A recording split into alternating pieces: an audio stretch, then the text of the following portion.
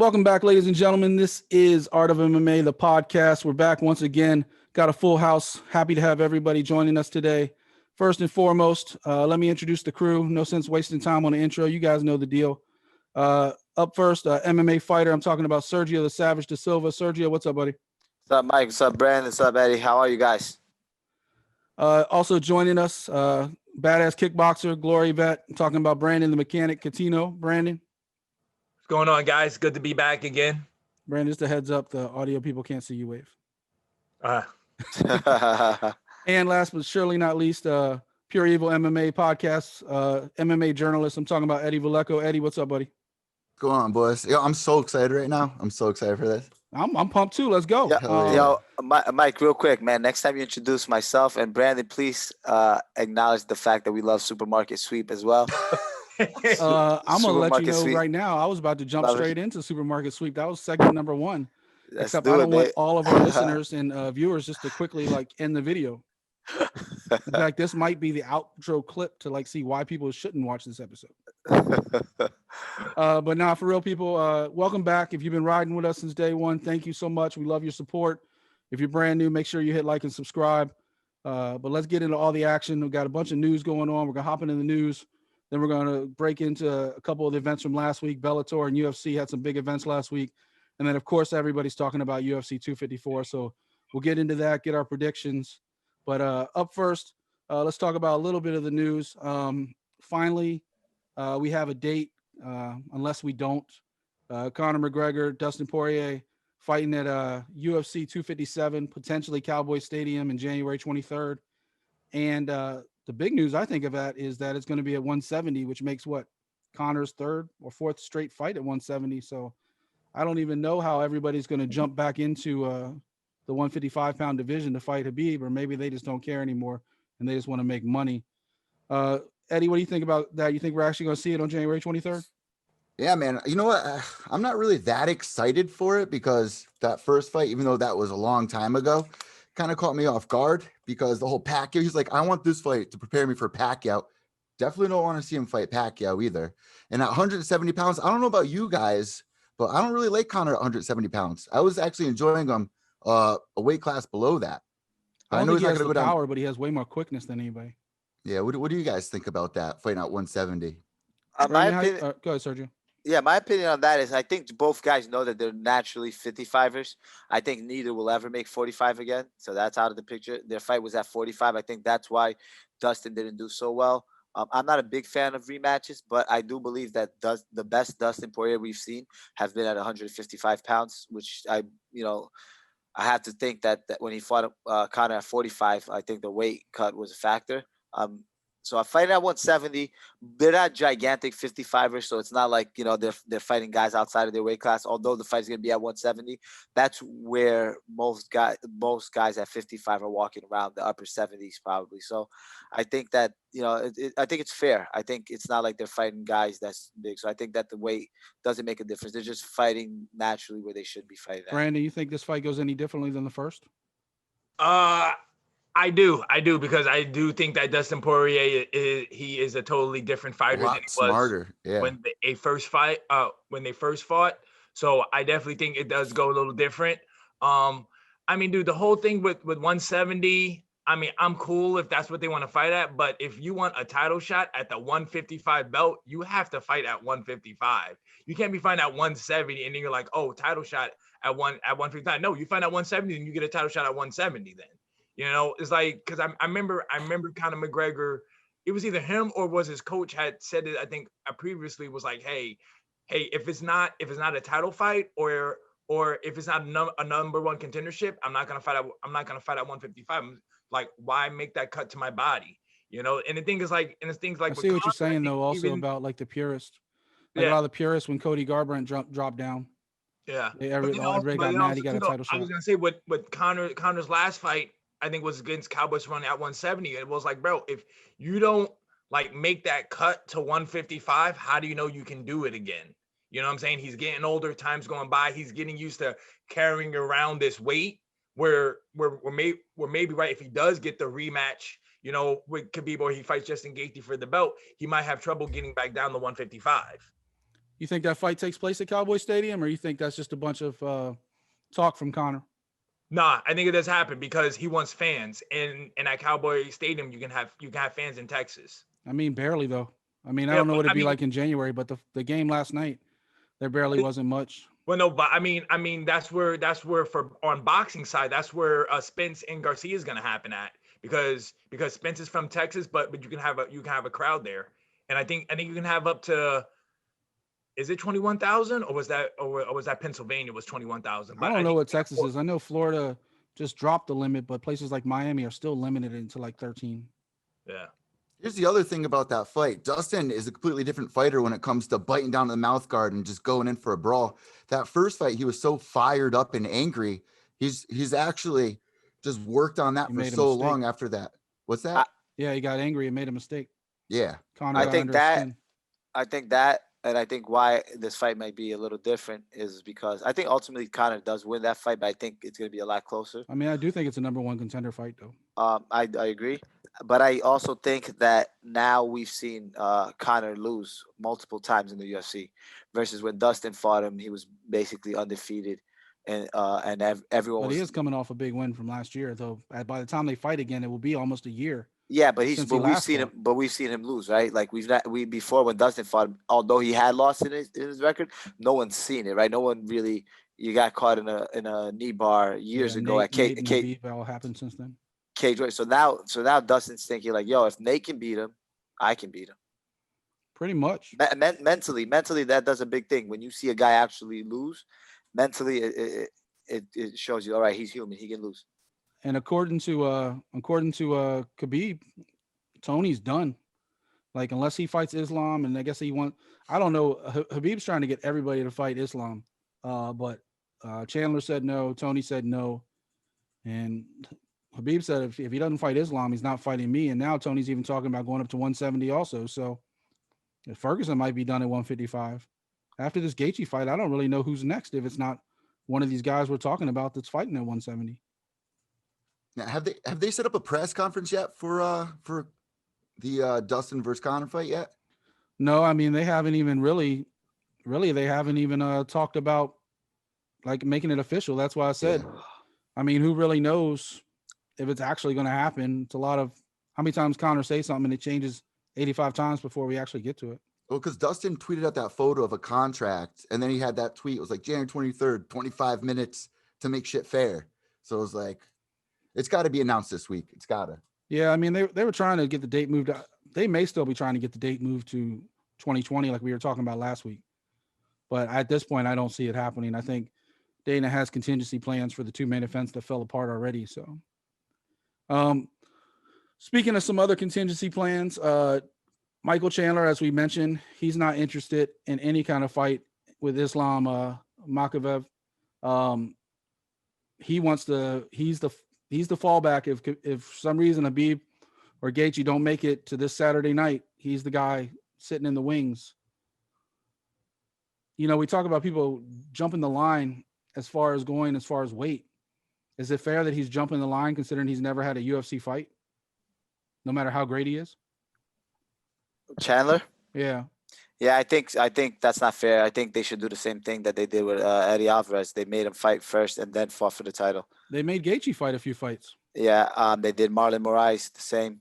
Why should Chandler be any different? I also don't think, honestly, no offense to Mike Chandler, I don't think he was the best guy at Bellator for 155, and it proved, you know. Do you think he only signed with the UFC because they promised him a shot quick? 100%. And I also think that the only fight to make in Bellator for him had to be the rematch with Pitbull, with the little Pitbull, the smaller one. And I think he beat him. And I think Chandler doesn't know. I don't think Chandler doesn't beat him. So it was like, look, I have an opportunity to make a lot more money. And that's why Dustin wasn't going to fight him either. Dustin said, this dude is getting if I'm not mistaken, I don't know how accurate the numbers were, but I think he was getting something like 3 times more pay of Dustin Poirier, who's been in the UFC for that long. Yeah, I think we were talking about it a few weeks ago with the contracts. And I don't know, Brandon, what do you think? I mean, personally, I think the only fight to really make for Chandler that would excite me anyway is Gaethje. I mean, I'm with Serge. I don't think he deserves to jump the line. Like if he was like how Gaethje and Moraes were, where they were champions. They were champions, exactly. then it's like, okay, dude, you're a champion, but he wasn't the champion in Bellator. He didn't have the belt. Yeah. Yeah, he did win his last fight, but it wasn't like really anything crazy. I mean, yeah, he beat Benson Henderson, but which of course they had already fought. So I mean, if he was a champion and then he was going to the UFC, I can understand it, but he's not. Not only a champion, if he was a dominant champion like Marlon and Gaethje, where they were like running through that division at World Series of Fighting. Yeah. So Chandler wasn't really running through the Bellator division. I mean, Eddie, do you think there's anybody that Chandler matches up that he just like that would be a good fight? Who, me? Tony Ferguson. I like what you said with Justin Gaethje, but here's the thing: with all the controversy of Bellator versus Tony UFC, Ferguson would be good too, Brandon. I wouldn't be surprised if Dana's a little anxious to kind of prove them wrong. Be like, we're still number one. Bring all your best guys over. We'll see what's going to go on He here. wants to see him get beat. Look what they did to Ben Askren fighting Robbie Lawler first. You know what I mean? Yeah, like, but they tried that with Alvarez. Didn't work. They tried that with who else? There was one more to the UFC tried to do that. He came and he did really well in the UFC. Alvarez was smart though. He wasn't like too anxious. He used his wrestling. Wasn't trying to like please the fans. He was just trying to climb the ladder the right way. So I think those days are over, man, to be honest with you. And I think Dana White knows. I think there's no longer – I like what boxing does, and I think the MMA should do the same. Someone tweeted it and said, imagine if MMA did like boxing where you can unify belts from promotions. Yeah. So you can fight the champion from PFL would be able to fight the champion in the UFC, who then can fight the champion of Bellator. And then you would see who's the best fighter in the world. Like right? BJ used to do. Yeah, you can't – Or tried to do. You can't say that – He did it for a minute. That if you're the that era where you could be the champion of the UFC and you're the best fighter in the world, that I don't agree with that, man. I think there's a lot of great we fighters. About that last week. Yeah, there's a lot of great fighters in many different, even on the regional circuit. I mean, just look at last week where we had Shorty on, and the same thing. Like, how many people that are now in the UFC or major promotions like Bellator has Shorty Rock beaten? And it's one of those things like. I just interviewed Jonathan Webb on Thursday for our new Conversations podcast, which, by the way, everybody pay attention to. We also got Alex Soto, another former UFC fighter, coming on this Thursday. But, Jonathan fought with Cowboy. He trained with Cowboy. He trains currently with Eddie Alvarez. And, he's in the corner for Sean Brady. And, here's a guy who 31 years old has fought a bunch of tough guys in CFFC and in the UFC. Kyle Noak and everybody, and this guy can beat a bunch of them. A lot of people don't know his name, but they should, and there's a lot of guys on the independent circuit, Sergio and Brandon train with on a daily basis, just killers. We were talking about Eddie Alvarez. Eddie's been waiting for a fight from ONE FC forever, because of COVID, and they're not bringing Americans over. Him and DJ have been sitting at home. I saw him talking on Frankie Edgar's podcast, but ONE FC, Bellator, UFC, CFFC, Cage Warriors.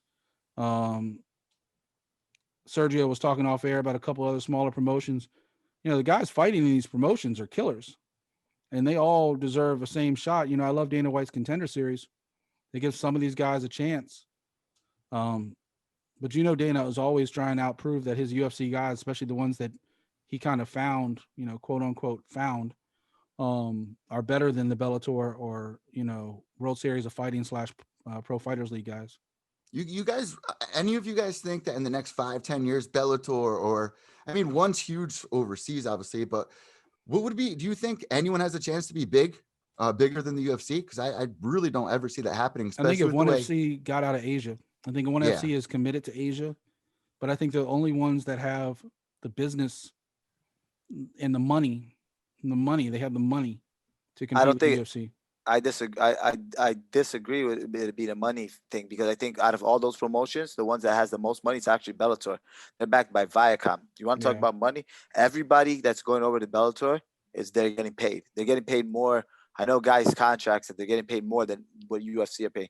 It's not that. It's the image and the branding and the resume of being in the UFC. Guys still are under that illusion. I tell my guys coming up now, and I it's great to see Bellator signing a lot of regional guys and paying them well.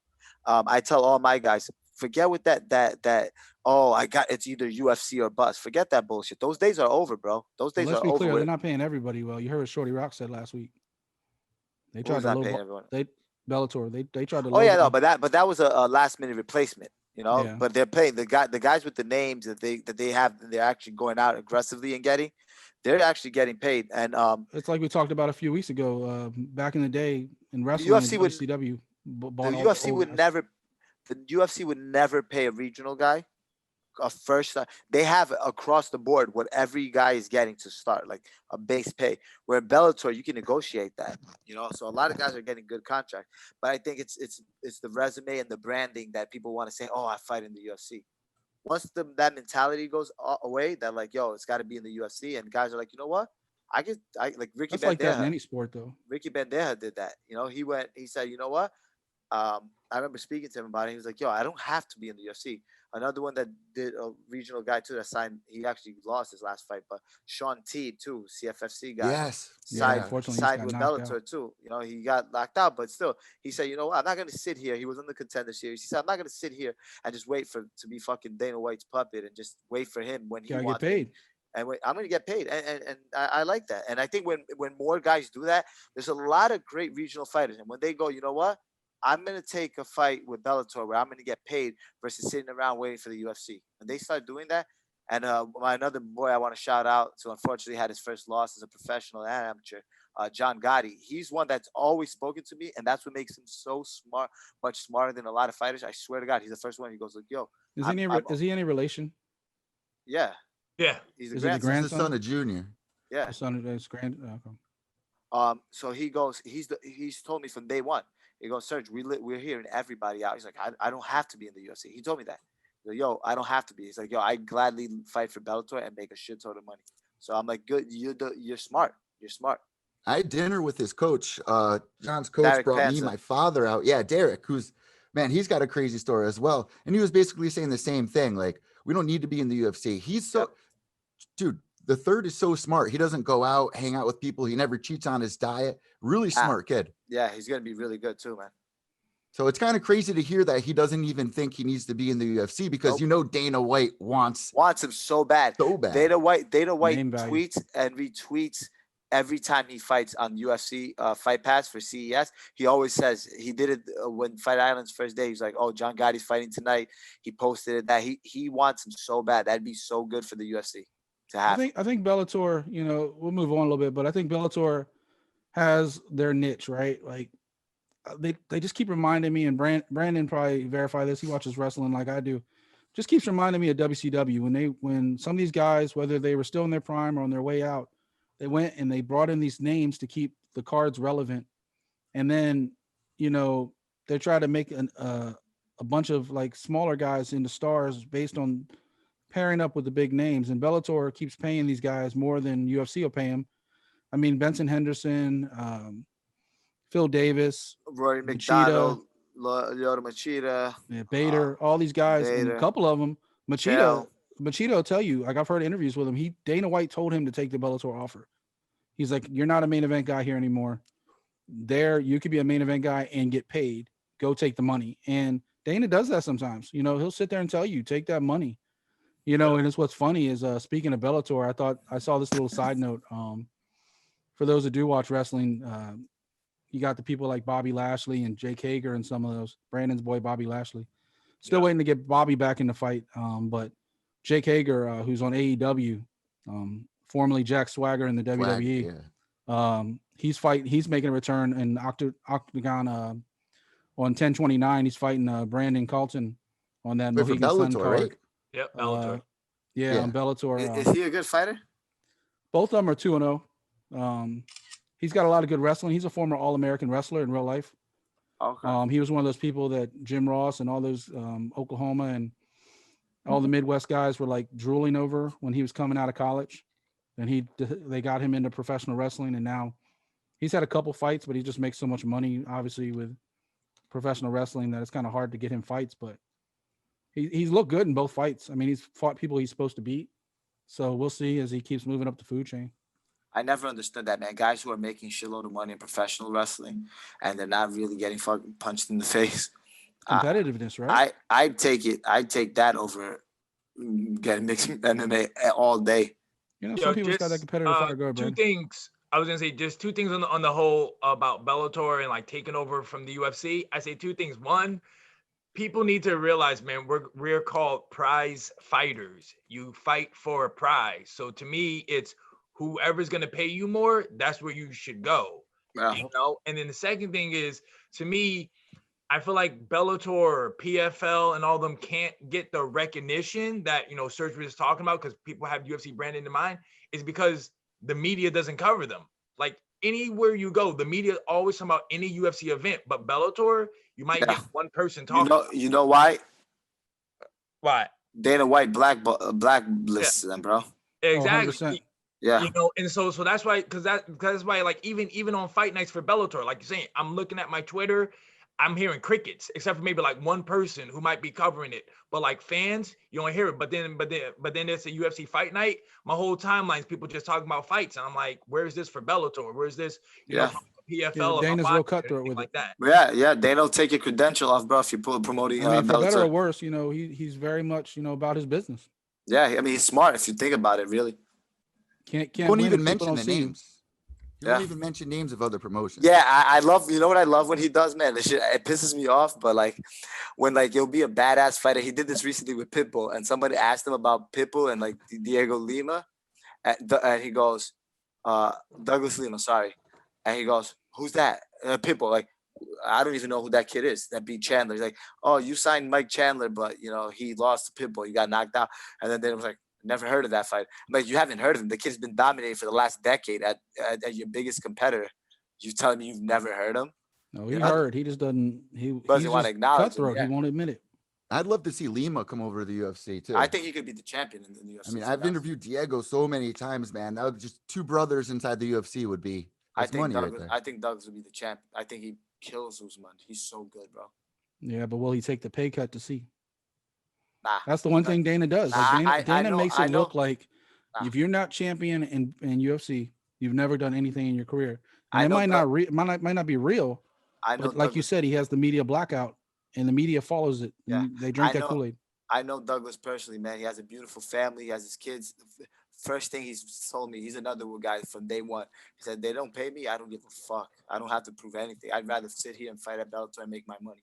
Exactly. Prize fighter, bro. Prize fighter. He's getting paid, bro. He's been their champion for a while. That kid is so good. Brandon, maybe you would know more than me before we jump into that Bellator card, because there's a lot to talk about on that Bellator card. But has Bobby Lashley gotten offered any fights lately? Or is he just sticking with WWE? Nah, I think he's sticking with WWE right now. Like, I heard him say in the interview he has the option. Yeah. Like, I mean, honestly, I kind of want to say, I feel like with the way how things are going with him in the WWE, I think he's just kind of just focusing on that with the Hurt Business and everything like that. With that story, he's a hot property. He's making that money. He's good. All right, let's, speaking of Bellator, they had a card on the 15th last Thursday, Bellator 249, headlined by Cyborg. We'll get to Cyborg versus Blencow, but normally we like to talk about a lot of the main card fights, but this card had at least 3 fights that you should have paid attention to on the undercard if you're an MMA fan. First and foremost, Albert Gonzalez, tough as nails. I don't think I've ever seen a guy go through more pain to try to get a win, going against Xhema. And for anybody that saw that fight, it was one of those things where it was nonstop action. Xhema came 100%, kind of Nika Price-like, 100% full force for 2 rounds. He had him locked in a variation of an armbar, elbow lock towards the end of the second round, and completely dislocated, completely shredded Gonzalez's elbow. Gonzalez did not tap. Between the break, everybody thought that the ref was, and the doctor was going to stop the fight. Everybody thought Gonzalez lost. Then it was confusion because people announced that Gonzalez won, just to find out that Xhema quit. He was exhausted and couldn't continue. I'm going to go start with the fighters on this one. Have you ever seen anything like that before? And B, please break down that fight, because that was insane. Sergio, you're the grappler. I'll go ahead and start with you on this one. Man, some guys it's so tough to grapple with because they don't believe in tapping, man. And Gonzalez already broke his leg the first fight, like Anderson Silva, like. Yeah, I hate, honestly, man, limb locks like that because it's so gruesome, and you're watching the guy's arm get twisted. I mean, I get it, like some guys are even more flexible, but that looked disgusting. I tore every ligament in my elbow 3 days before going to the World one time. It hurts so much to the point that after a while you don't feel the pain. The adrenaline sets in. So I think that can you still throw a punch and stuff? no, I wasn't. At least for me, it was a grappling match, so I was able to continue grappling, but like that arm was like limp. I ended up winning that match, and I went to the Worlds after that. With that being said, the the fact that the ref didn't stop that fight, I mean, I guess at some point, right, when you see something like that, you got to stop. Like with Frank Mir and Nogueira, I think he stopped. I think the ref stopped. He right when he tapped, but the ref was gonna stop it as well. See his shoulder coming out. I don't really know how you can tap when you're in that much pain. I think that's just an instantaneous thing. Yeah, man. And at a high level, there's so much at stake. In big promotion, that's going through your mind. The adrenaline's still going. That was a great fight, man. And then sometimes you can't get a guy out like that, man. You're just exhausted mentally and physically. I think that's what happened. Brandon, have you ever seen anything like that? No, man, I haven't seen anything like that except for just that past Thursday. Like I had you go back and rewatch that when I was talking about that on Twitter. I was like, Brandon, you got to see this. Yeah. Like it was crazy. Like, I mean, my man, Xhema, man, he was winning. Like he was dominating that fight. It was good back. Like he was just controlling that fight. Everything was good. He's from Long Island, right? Huh? He's from Long Island, I think. I thought he was from Connecticut. Maybe. I'll have to look it up while you guys are talking about that. But I mean, you're talking about Xhema or Gonzalez? Xhema. Because I know Gonzalez, I think, was from Cali. But Xhema, man, I'm saying he had good grappling. He was like basically taking him down at will. He would take his back. Had so many submission attempts. Then in that second round, man, he's from Greenwich, Connecticut. Yeah. Okay. Connecticut. Yeah. So I mean, he did get that submission, and like it was one of those things. Was like, man, you could see it, and like Serge says, like I don't know how the ref didn't see it and like watch it go pop because we all saw it on TV, and the commentators were talking about it, but yeah, it was like oh, the commentators were talking about like oh yeah, the fight's over there, the doctor's gonna stop it, but the doctor never went over to Gonzalez. Like the doctor never went and saw the guy. The next, they're saying the fight's over, and I'm like, wait, did Xhema just quit on the stool? And the next, like it's just going and going, and then that's what they announce. Eddie, when you saw that, did you think that Gonzalez won that fight? I'm not gonna lie, I didn't see that fight. Oh man, you gotta go back and watch that one.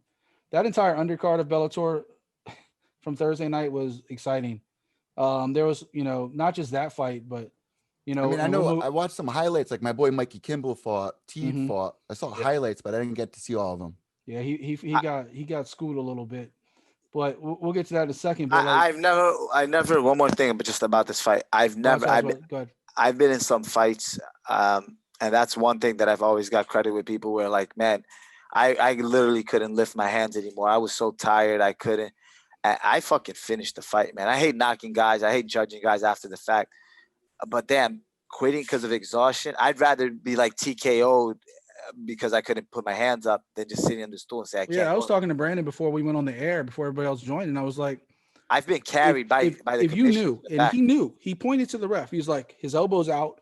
Are you going to stop this? And he kept going, and he popped it again. And he knew that he dislocated that guy's elbow.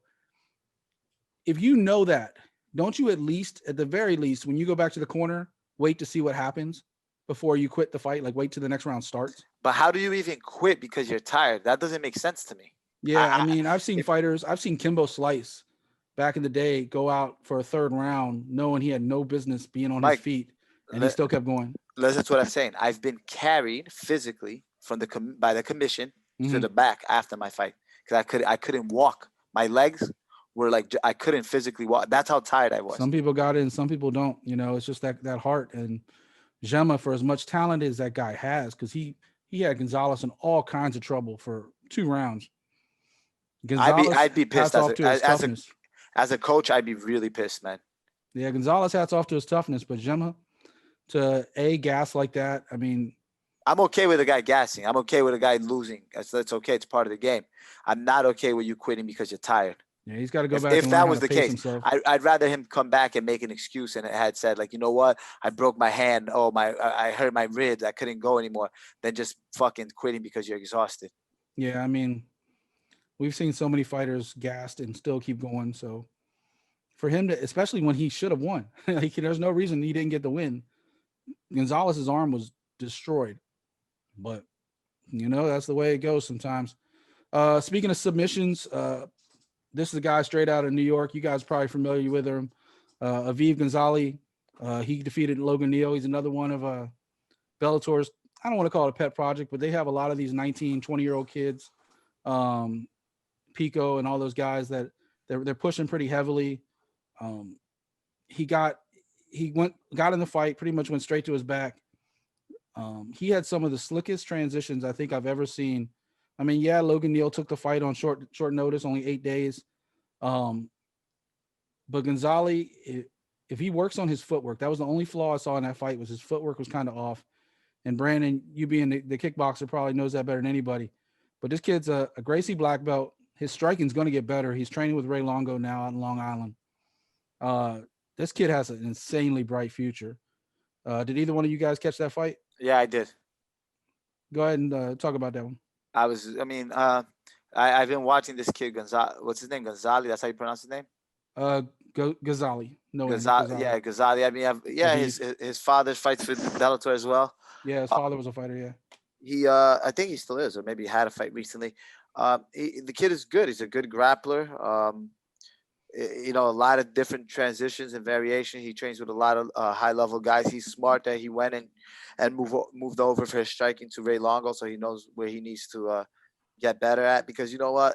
It's not, like I say all the time, it's not UFC 1 where if you were really good at one aspect of martial arts, you can get away with wins. Yes, at the lower early on in your career, maybe with the lower level of competition, you can get away with having a high level one dimensional. And one thing that I always credited the guys from Tiger Schulman's is that they're always very well rounded. They're good everywhere.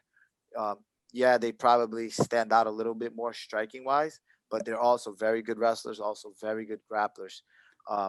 This kid hasn't showed me any striking where I'm going to be like. Yeah, I was gonna transition to Brandon on that one. Brandon, from a striking point of view, obviously we know what the kid can do on the ground. Yeah. I mean, he's sick. But Brandon, from a striking point of view, how would you, like, if you had him in your class coaching him, what would you like get him working on first? Because if his footwork gets better, he's dangerous. Yeah, the first thing is always going to be to have a good stance first. You got to have a good stance. You don't have a stance, you can't do anything. You can't generate power. You can't defend yourself. So that of course is the first thing. Is always got to make sure you got a good stance. But watching the fight, I mean, like on the ground, dude, phenomenal. Like the way how I when I teach people, like I tell them that float over was sick. Yeah, like I tell people, like with jujitsu, it's like kickboxing. Like you want to have combinations. Like you want to just have one move. Like what he was doing, he was attacking like with a triangle, and then that's when he was like going for the guy's arm, and again he was just like going around. But also too though, but when he had him on the ground and he was on top, he did throw some strikes. So that means he was working his ground and pound. But like Sergio said, I mean, good move on him. So he's already one step ahead of Ross Houston. With Ray Longo, because that will help him with his stand up.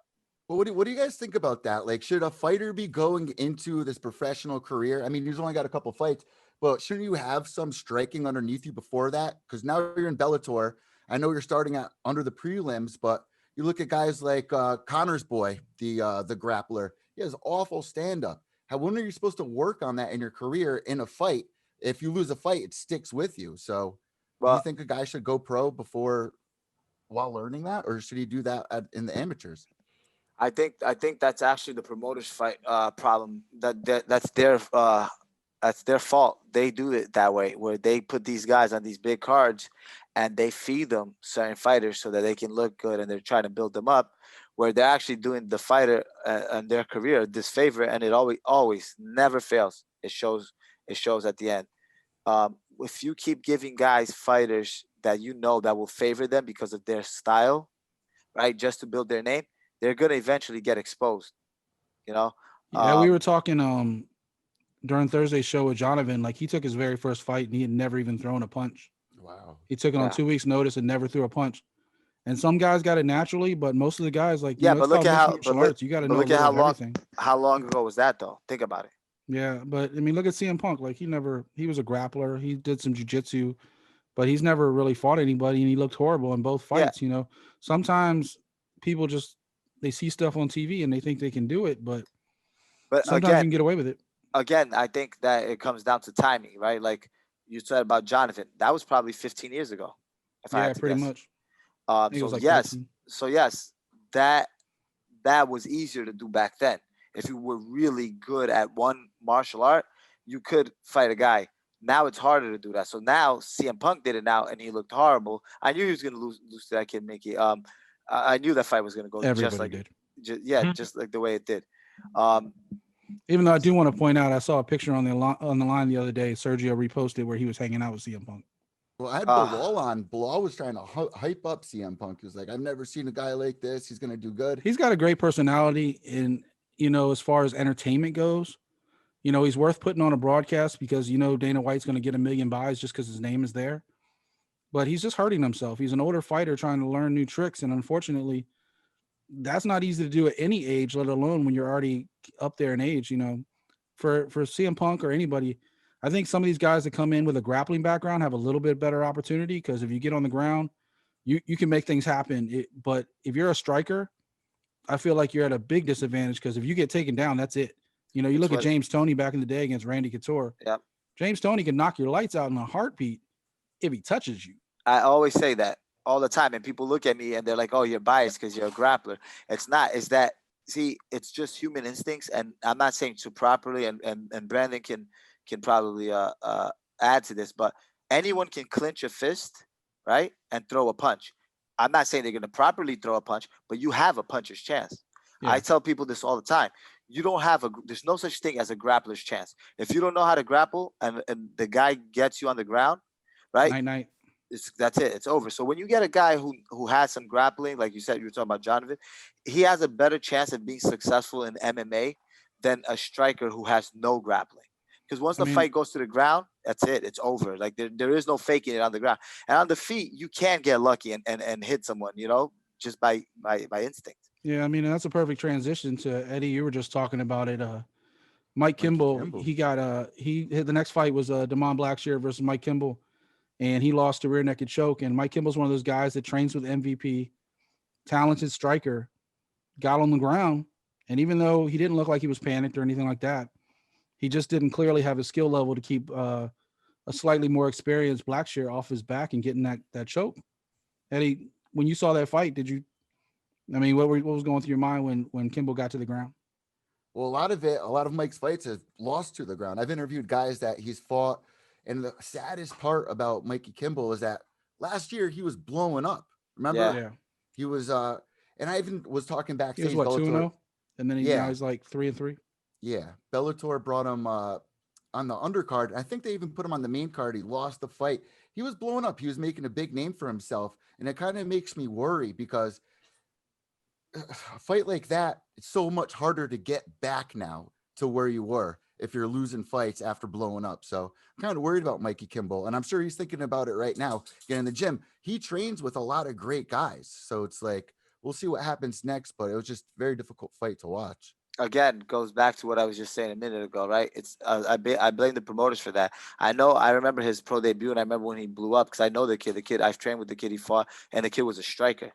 So when you bring in a guy that's a striker, you're gonna have, if you're a better striker, you're gonna have more success, and then people are gonna be like, "Wow, he knocked the guy out in like 30 seconds." Wow, this kid is young, strong, talented, real deal.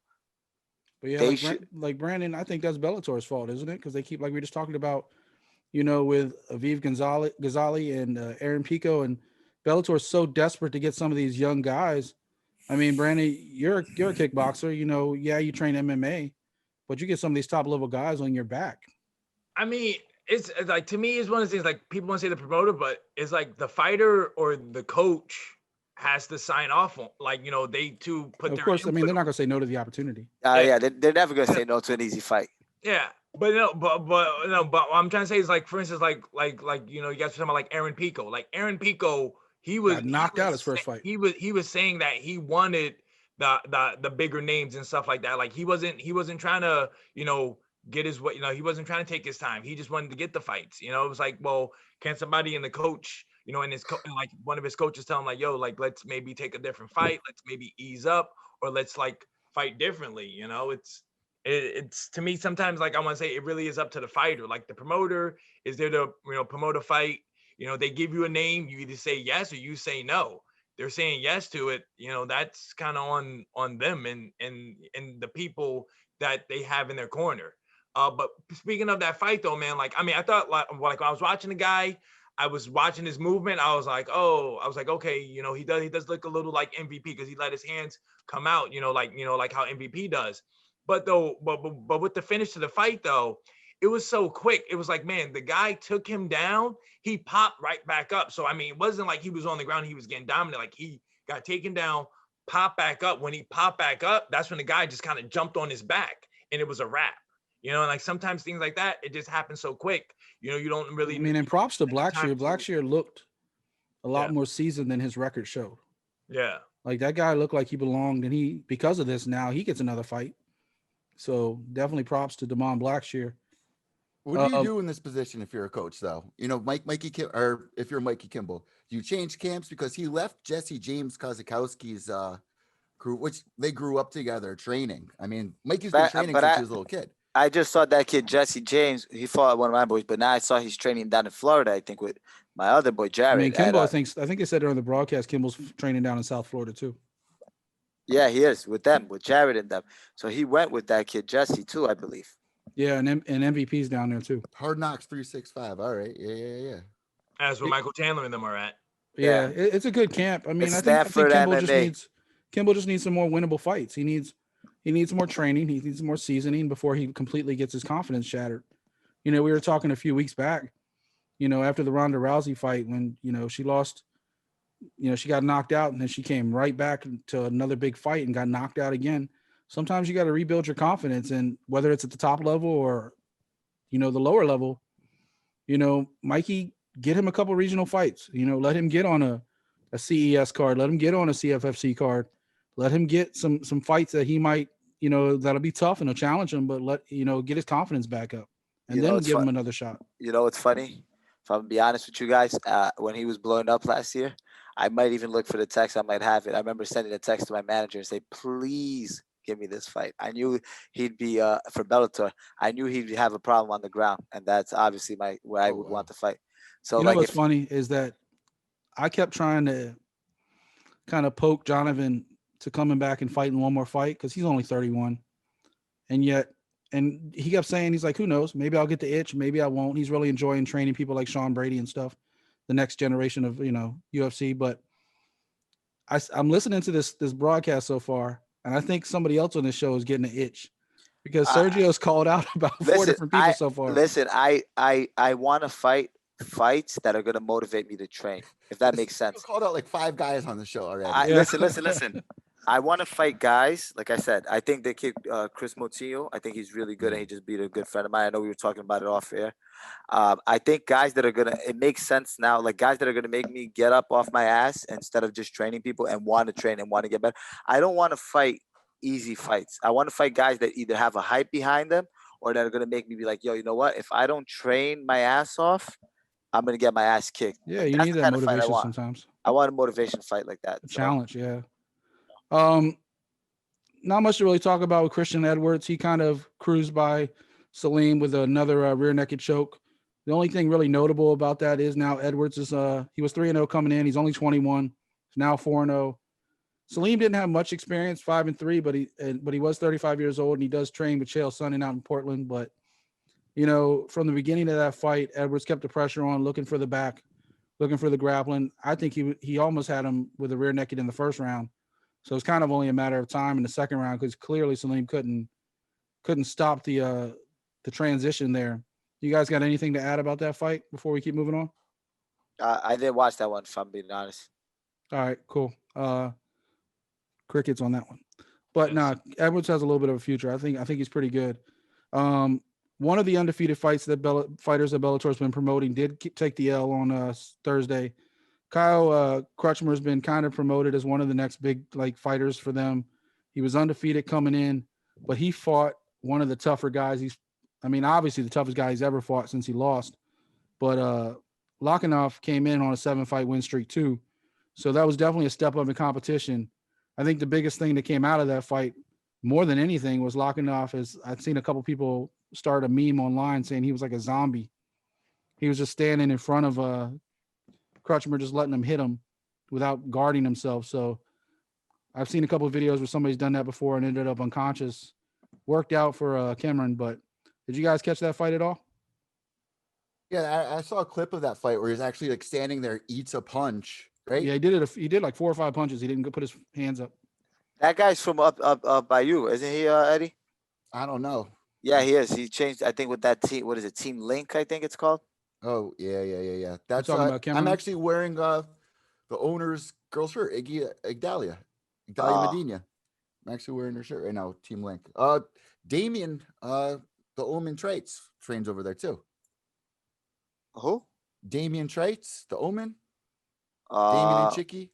Okay, yeah, it sounds Yeah. familiar. And I think there was the other guy that just fought too recently. I think was it in the UFC maybe? I think he trains up there with them. Oh, the young kid. Kyle Crutchmer had was a fighting lot for of Cage like hype Titans, going right? into that fight, though. You know, he was one of those big time wrestlers coming out of Oklahoma, Daniel Cormier, Oklahoma State, that DC chain. So to see him lose definitely set him back a little bit. But once again, kind of like talking like the same thing as Kimbo. Now Lokhov gets an opportunity to keep fighting. The only other card on that undercard was Cable beat Creer, TKO. Questionable stoppage in my mind if anybody saw it. That was the main event of the prelims. He had a nasty cut, but the cut wasn't above the eye. The cut was below the eye. And I didn't really get why they stopped it. People see the video right now. It was kind of like down here. It wasn't in the eye. It was very vicious. Was that like an athletic commission type reason for stopping it, just because he was bleeding so deeply, or was it because they were worried about health reasons? A big misconception that people have all the time is that they think it's always because it's blocking your vision. It's not always because of that. I think that's one of the aspects that they have to look at, if it's blocking your vision. But sometimes even if it's under it on the side and it's not impairing your vision to fight, it can also be something that will cause permanent damage if you continue to inflict uh, damage to that area. So maybe he had a broken orbital or something that they saw. I don't know exactly what the Yeah, I haven't heard much what, aftermath for that what one. it was, but that's what it is. It doesn't always have to be above the eye. It doesn't always have to be blocking your vision. But sometimes if they feel like if you continue right now, you have temporary that, it's not as bad. If you continue receiving damage to that area, it's going to get worse. All right, we're running a little bit long, so let's jump into the main card so we can hop over to some of the UFC action too. Brandon, you might want to talk about this one. I saw you tweet out what a way to start the main card for Bellator. Unfortunately for Awad and Nalo, their fight didn't get very far. What happened in that one, Brandon? Yeah, nah, man. I felt bad for my man. Side of Wild, man. He was on that losing streak, and then boom, This is 2 fights in a row for Nalo that have ended like weird. Yeah, but it was just man, like saying Wild was coming off that losing streak. He was really trying to get back into his groove. Boom, knee shot to the groin. Fight's over. He can't continue. I was just like, yeah, that's just not the way how you want to start the card. Not at all. There really was nothing much else going on in that fight because like it really happened like so quick. And then the second fight was unfortunately, Sean Teed, friend of Art of MMA, he's done interviews back in the day. He got knocked out by Maori in a battle of the big boys, a couple heavyweights going at it. Sergio, what do you think of that fight? What do you think of Maori? I think Maori looked really good. I know he's training. He's another guy that's training down there with the guys you were talking about, Stanford MMA, because my friend Jared Gordon is down there. So they were big on this guy. I always root for the regional guys, so I wanted T to pull this one off. I think he's a guy that's always been there, right there, just knocking on that door. He got a shot at the Contender Series. He's a guy that they wanted to get in the UFC. So eventually signed with Bellator. I wanted to see him do well, but unfortunately, I think it was too much for him. That was a big boy. Yeah, and Teed, I mean, Teed's got some skills. He's got some grappling. He's got some punching. That You know, he came T-block, up more yeah. as a grappler than he was like a heavyweight puncher, especially in CFFC. Yeah, Maori. I've interviewed Maori before too. He trains with a lot of UFC guys preparing for fights against tall, lanky guys like that. So he fought for like Titan FC for a while. That was a crazy fight, man. Two huge dudes Both of them going got at a it. lot of like independent scene experience. It just sucks when you see guys that you know lose. You know, Yeah. Yeah. Yeah, I watched that fight and like just like Sergio, I was rooting for Teed as well, you know, another regional guy, man. But right off the bat, like I'm watching the fight and he got caught with a knee. And I was like, yo, you gotta watch out for that. And then it was like the guy did it again. And it was like he did it again. And like it was that knee that like set up the finish.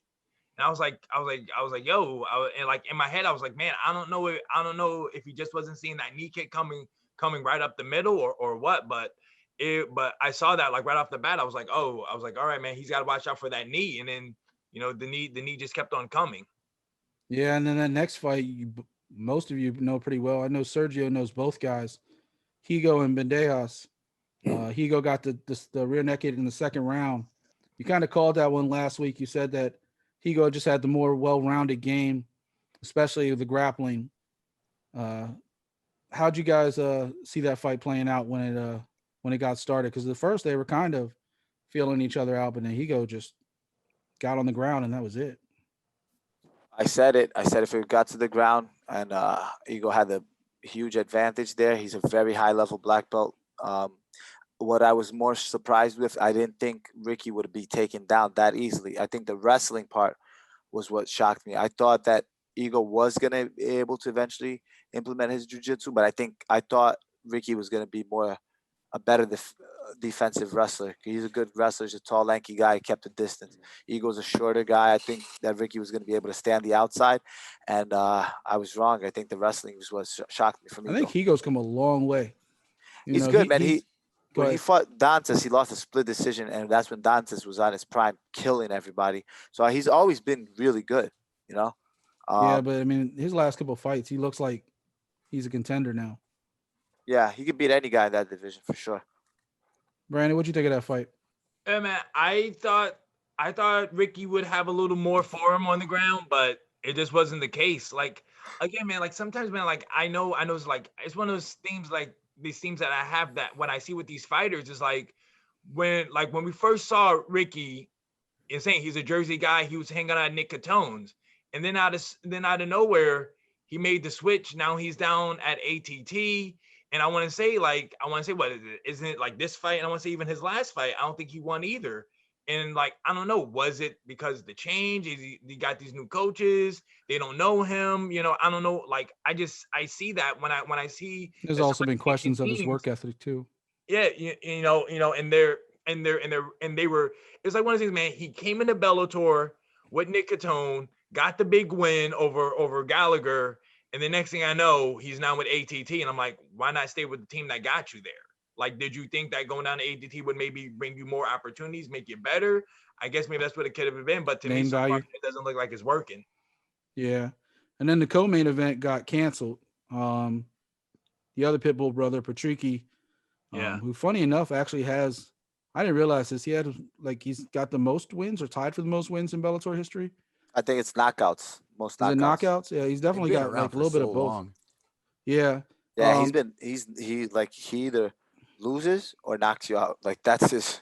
And shout out to Facebook, who's obviously listening to our conversations, because I was joking with Sergio after the show. We were talking about this fight with Willis last week, and immediately I go on Facebook, and under suggested friends was Willis, and I have nobody in common with him. I mean, he's more than welcome to come on the show anytime. Kid looks like he has a really bright future. You know, he's a regional champ. I think it's LFA maybe. But you know, Facebook, they got you. They're like, hey, you might know this guy. I'm like, nah, I don't, but I'd like to. So feel free if you want everyone to come on the show, Willis. But that fight got canceled because Pitbull got sick. They say it's not COVID related. I don't know, Eddie, have you heard anything different than that? No, I haven't. Yeah, so we'll just have to go with that until any kind of news. Maybe they'll reschedule it next month. His brother made a post. He tweeted. I know both guys as well. They're basically saying that he has some kind of like like vertigo. You know that? Mhm. Oh yeah, that's what Amanda Nunes got. Yeah, and he was Yeah. saying that in the In back the ears and stuff. he didn't look right. He was dizzy, and they gave him the benefit of the doubt. They waited till he got to the arena. He still didn't feel good, so they pulled him off. So that's what they said it was. Safety concerns. Okay. Yeah. The main event. I'll be quite honest. They're putting these people. I mean, Arlene Blancow is a tough opponent.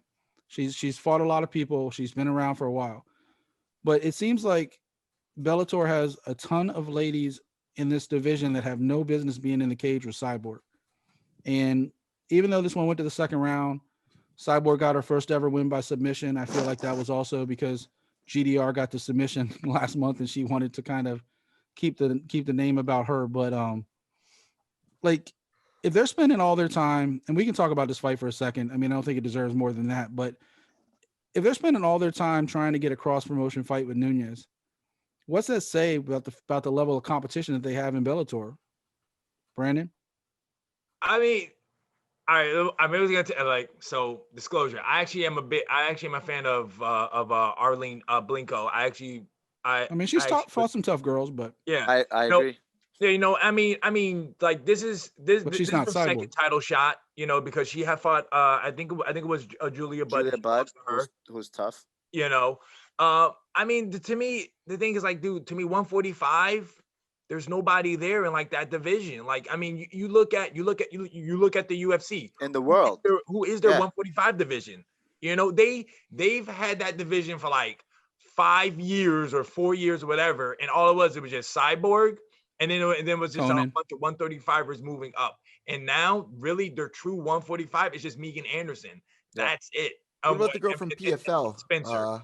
And Spencer as well. But that's it. And then you go to Bellator, they have more, but it's like, yo, she just whooped Julia Budd. Like, it's like, yo, let Julia Budd get like another fight in, and then that's when she get another title shot.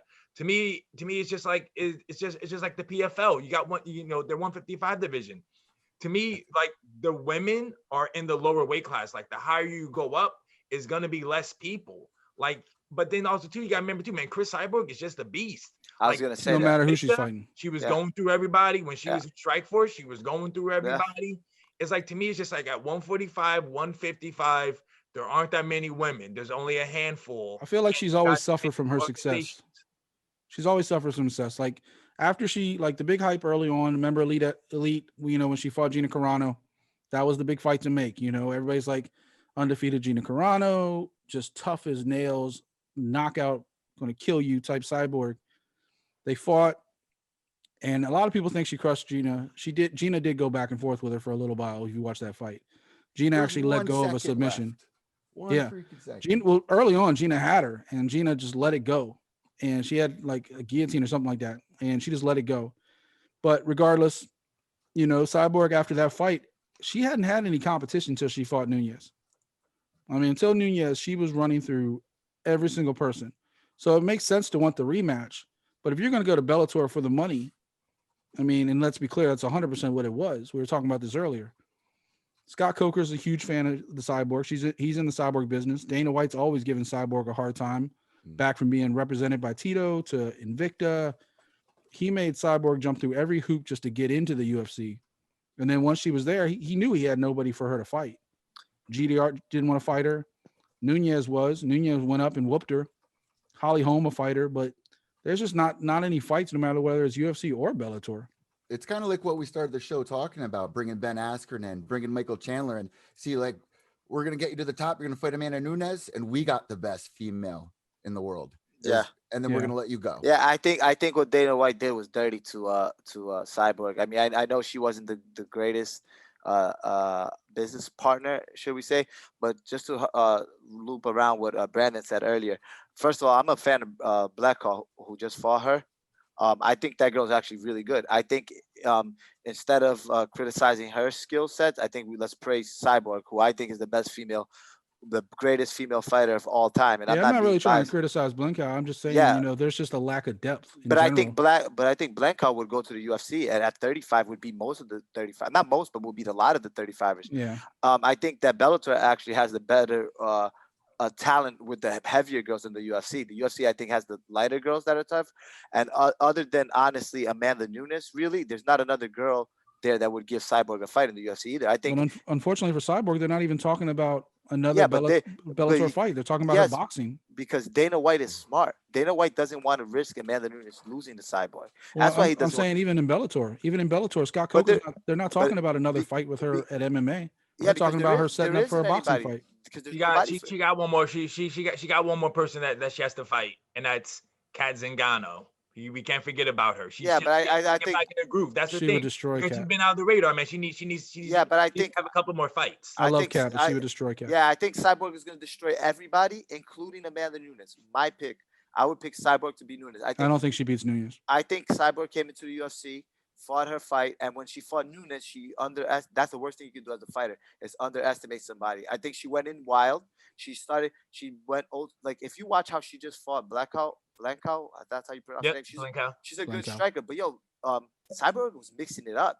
She was tagging her on the feet, going to the body, head, body, leg kicks, takedowns. She fought her really well. Versus when she fought Amanda Nunes, she just went in there, guns blazing. Let me chase her down, hands down, a la Vanderlei Silva style. Put her back against the cage. Just let's fucking throw. And like, all right, I'll take one. I'll give you two. You give me two. I'll give you one. And she got caught. I think she fights again. I think she beats Amanda Nunes, because I think she would fight a very smart fight. And I think we haven't seen a level of female talent like Cyborg. She got caught. That happens in a fight. I think she's the best fighter in the world, whoever fought. All right, fellas. Before we make this a 3-hour episode, let's jump over to the UFC. Major card this past weekend, Fight Island 6. UFC on ESPN Plus 38, whatever you want to go through the naming rights. But Brian Ortega, Chan Sung Jung, the Korean Zombie, main event. We won't spend much time on the undercard because trying to make this episode not be like 3 hours, but there were a couple things. First of all, the fight of the night was on the undercard. There was a couple things to talk about. The one thing I do want to say, we talked about this with Shemaev and John Phillips before. We said last week that we didn't see it playing out any differently.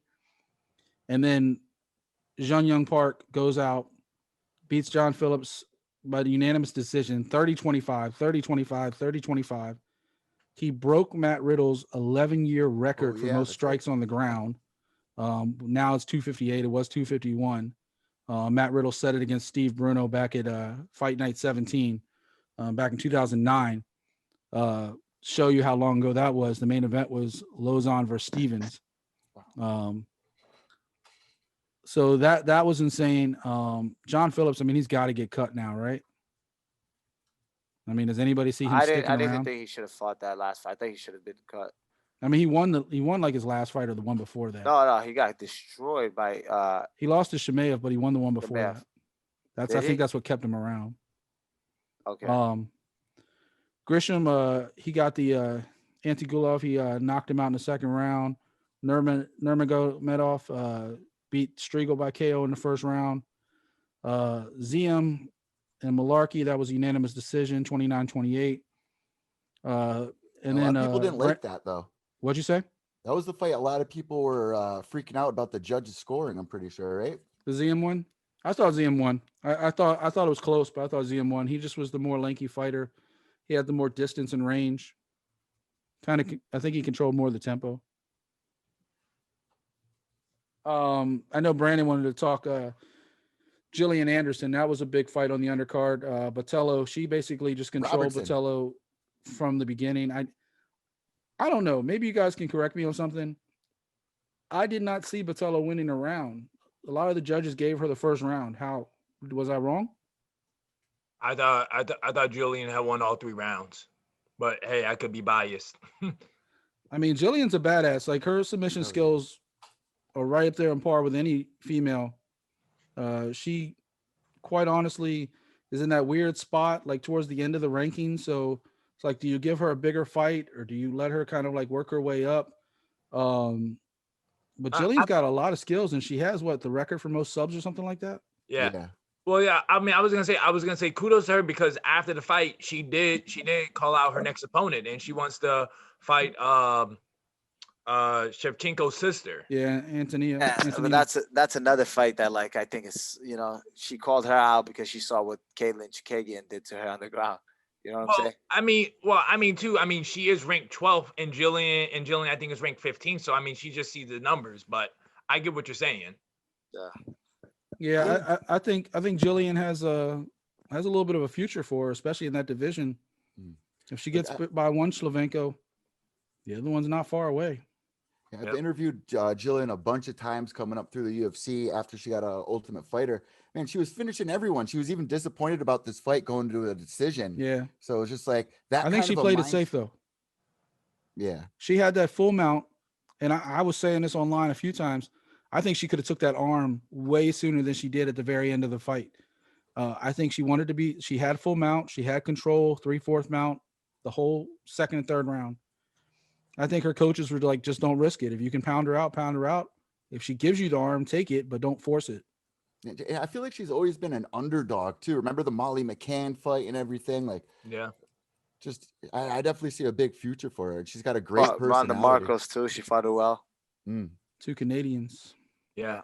I've been a fan of Jillian ever since she was on the Ultimate Fighter. I mean, that's where I found out about her, but it was just something about her. She's tough as nails. I feel like she got some skill. It's her nickname, bro. She's in every fight, even the fight she's lost. And even Justin on that season was like, you got to believe in your hands. You got to let your hands go. And she just grew so much from that. And it's every single fight you see something. But this fight, I definitely agree with you guys. I feel like maybe she was taking a little bit off, but she was definitely disappointing herself. She had 100% finishing rate if she was able to get this done, which is insane. Yeah. Speaking of finishing, man, that fight with Kutateladze and Gamrot.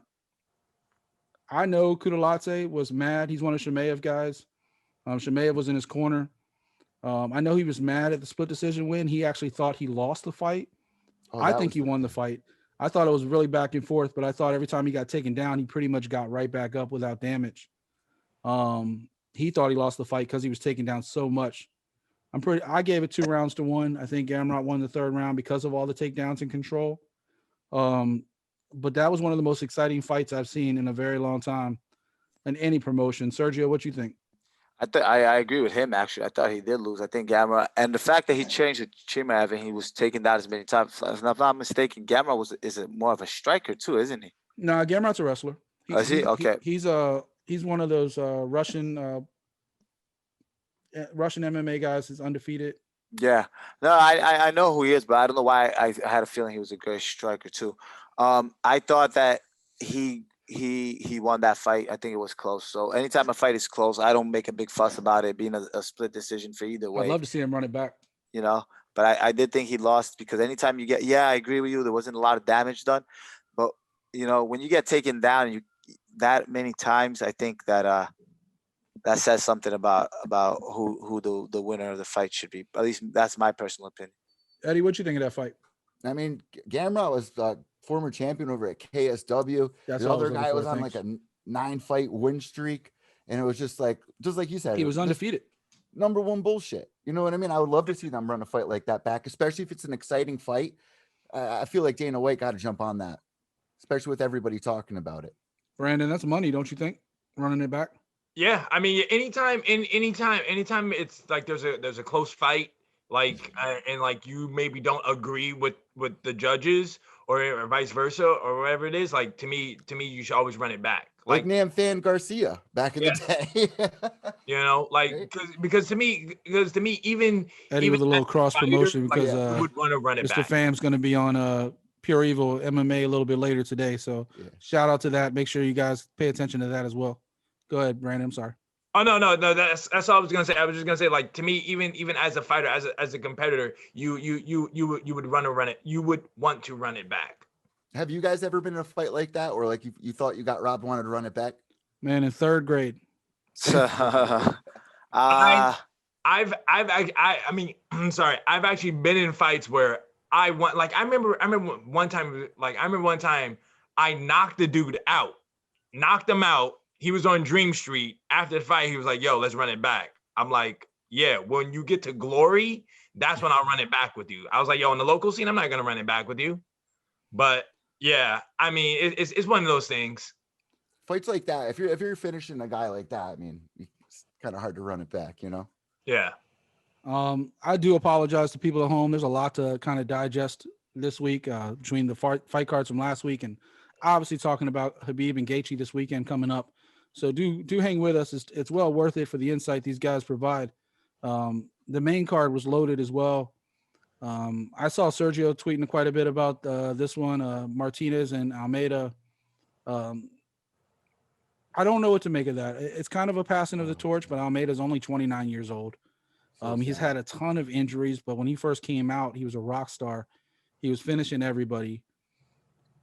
Until the Cody fight. Yeah, until the Cody fight. I'll ask you guys two questions, and I'll let whoever wants to jump in on this one. One, is it a passing of the torch? Because, I mean, Jonathan Martinez just looked that good. And was it because Martinez looked that good that Almeida looked bad?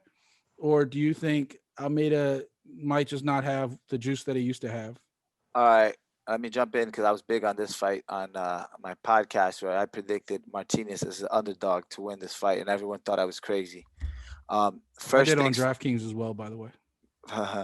First things first. A lot of people don't realize Almeida hadn't fought in going on 3 years now. Yeah, because of the eye surgery. Okay, 3 years for a fighter is the equivalent of like 10 years for your average person. To lose 3 years out of your career at that level. Can you imagine LeBron James taking 3 years out of the NBA, off of the NBA? Green Zombie did it when he went away. Yeah. So I don't been really the same. I don't remember.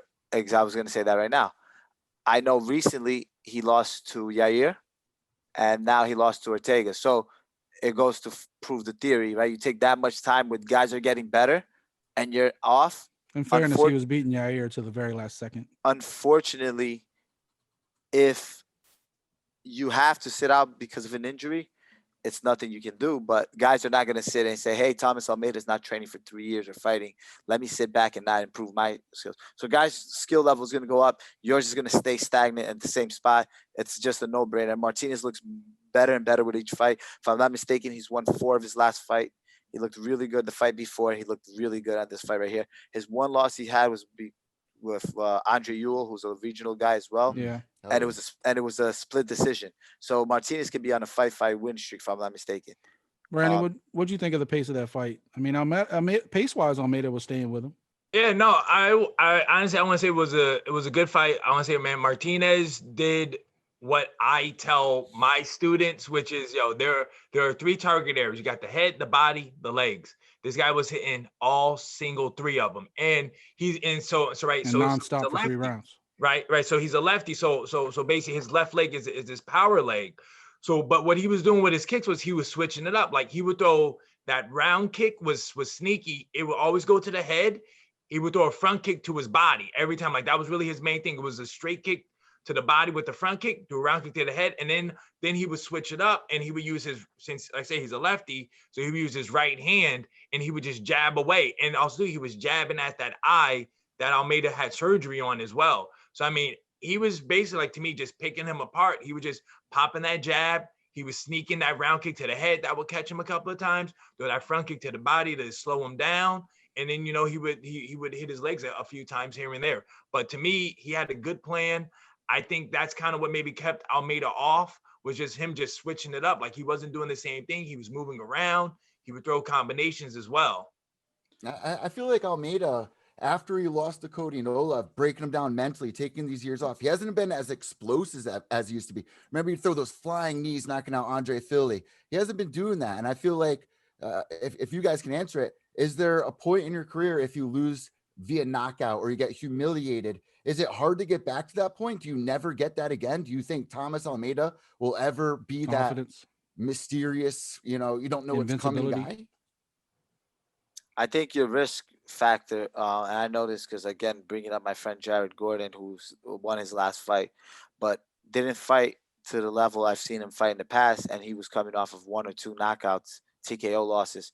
I think that's the same works for Thomas Almeida. You're risking a lot less than you normally would, which probably hinders your performance. So I think Almeida is going in instead of worrying about like, let me be explosive, let me be like a different, let me surprise this guy. He's thinking about, yo, I just need a win, man. I need to get back in the win column, get the ball rolling. And sometimes that hurts you if that's not your style of fight. And here's the other thing. Over the years, I've interviewed hundreds and hundreds of fighters asking them about ring rust. Is ring rust real or is it not real? I've gotten so many different answers. So you take Thomas Almeida and then you look at the main event with Brian Ortega, who was Kind of away depends for on how they like, train, right? like 700 days or something like that. And he looked phenomenal. His striking was on point. Looks like he learned from the Max Holloway fight. And it goes both ways, I feel. But the difference with the Ortega fight was that he was ready to fight. He was in camp, and then like the Korean Zombie, somebody got COVID. It got pushed back, so he's ready to go. Versus Almeida couldn't fight. He had an eye surgery or something. I mean, as far as ring rust, then I'll go back to what Dominic Cruz said. He's like, I train with people that are tougher than the fights I'm fighting. And if you're training like that, then the fight is what it is. It's not going to be any kind of intimidation factor. And if you've done it long enough, obviously the walk to the cage isn't going to phase you either. But we're going to move on from that fight. I actually have a funny quote from our good friend Sergio here for the next fight. But James Krause went the distance and beat Claudio Silva 30-27. Pretty much a striking versus grappling type fight. Krause, the vet, just kind of kept his distance. Claudio kind of jumped on him a couple times trying to push the grappling. But I think the line of the night was that Sergio called Claudio Silva is just a smaller Verdun, bro. He is. He looked just like Verdun, bro. And he did. Listen, I was rooting for him for all the dads who the dad bods and just want to get the fight to the ground. That's literally what it was. He fought a killer in Cross, man. And you know what? He was on 14-fight win streak, basically undefeated. Lost his first fight, Silva, by DQ. I heard he was actually winning that fight. So kind of like John Jones only lost was by DQ. Mm-hmm. So say what you want, man. When some of these guys are good at what they are, and that's it. And I think that if he would have got that fight to the ground, I think Cross would have been in trouble. I think he just didn't have the push and the gas that he did. I believe he's Krause also hurt his knee in the fight. Yeah, he tore it. Yeah. So the fact that props to Krause to be able to keep that distance despite being hurt. Yeah. How can you not like Krause? I mean, he's not like the Ultimate Fighter like 3 times. He's just like the fighter's fighter, man. And go through a fight like that, get the win. You got to celebrate because I'm pretty sure he trains with Lance Palmer, Joseph Benavidez. It's always nice seeing those guys get the W. Yeah. And the next fight, there's really not much to talk about.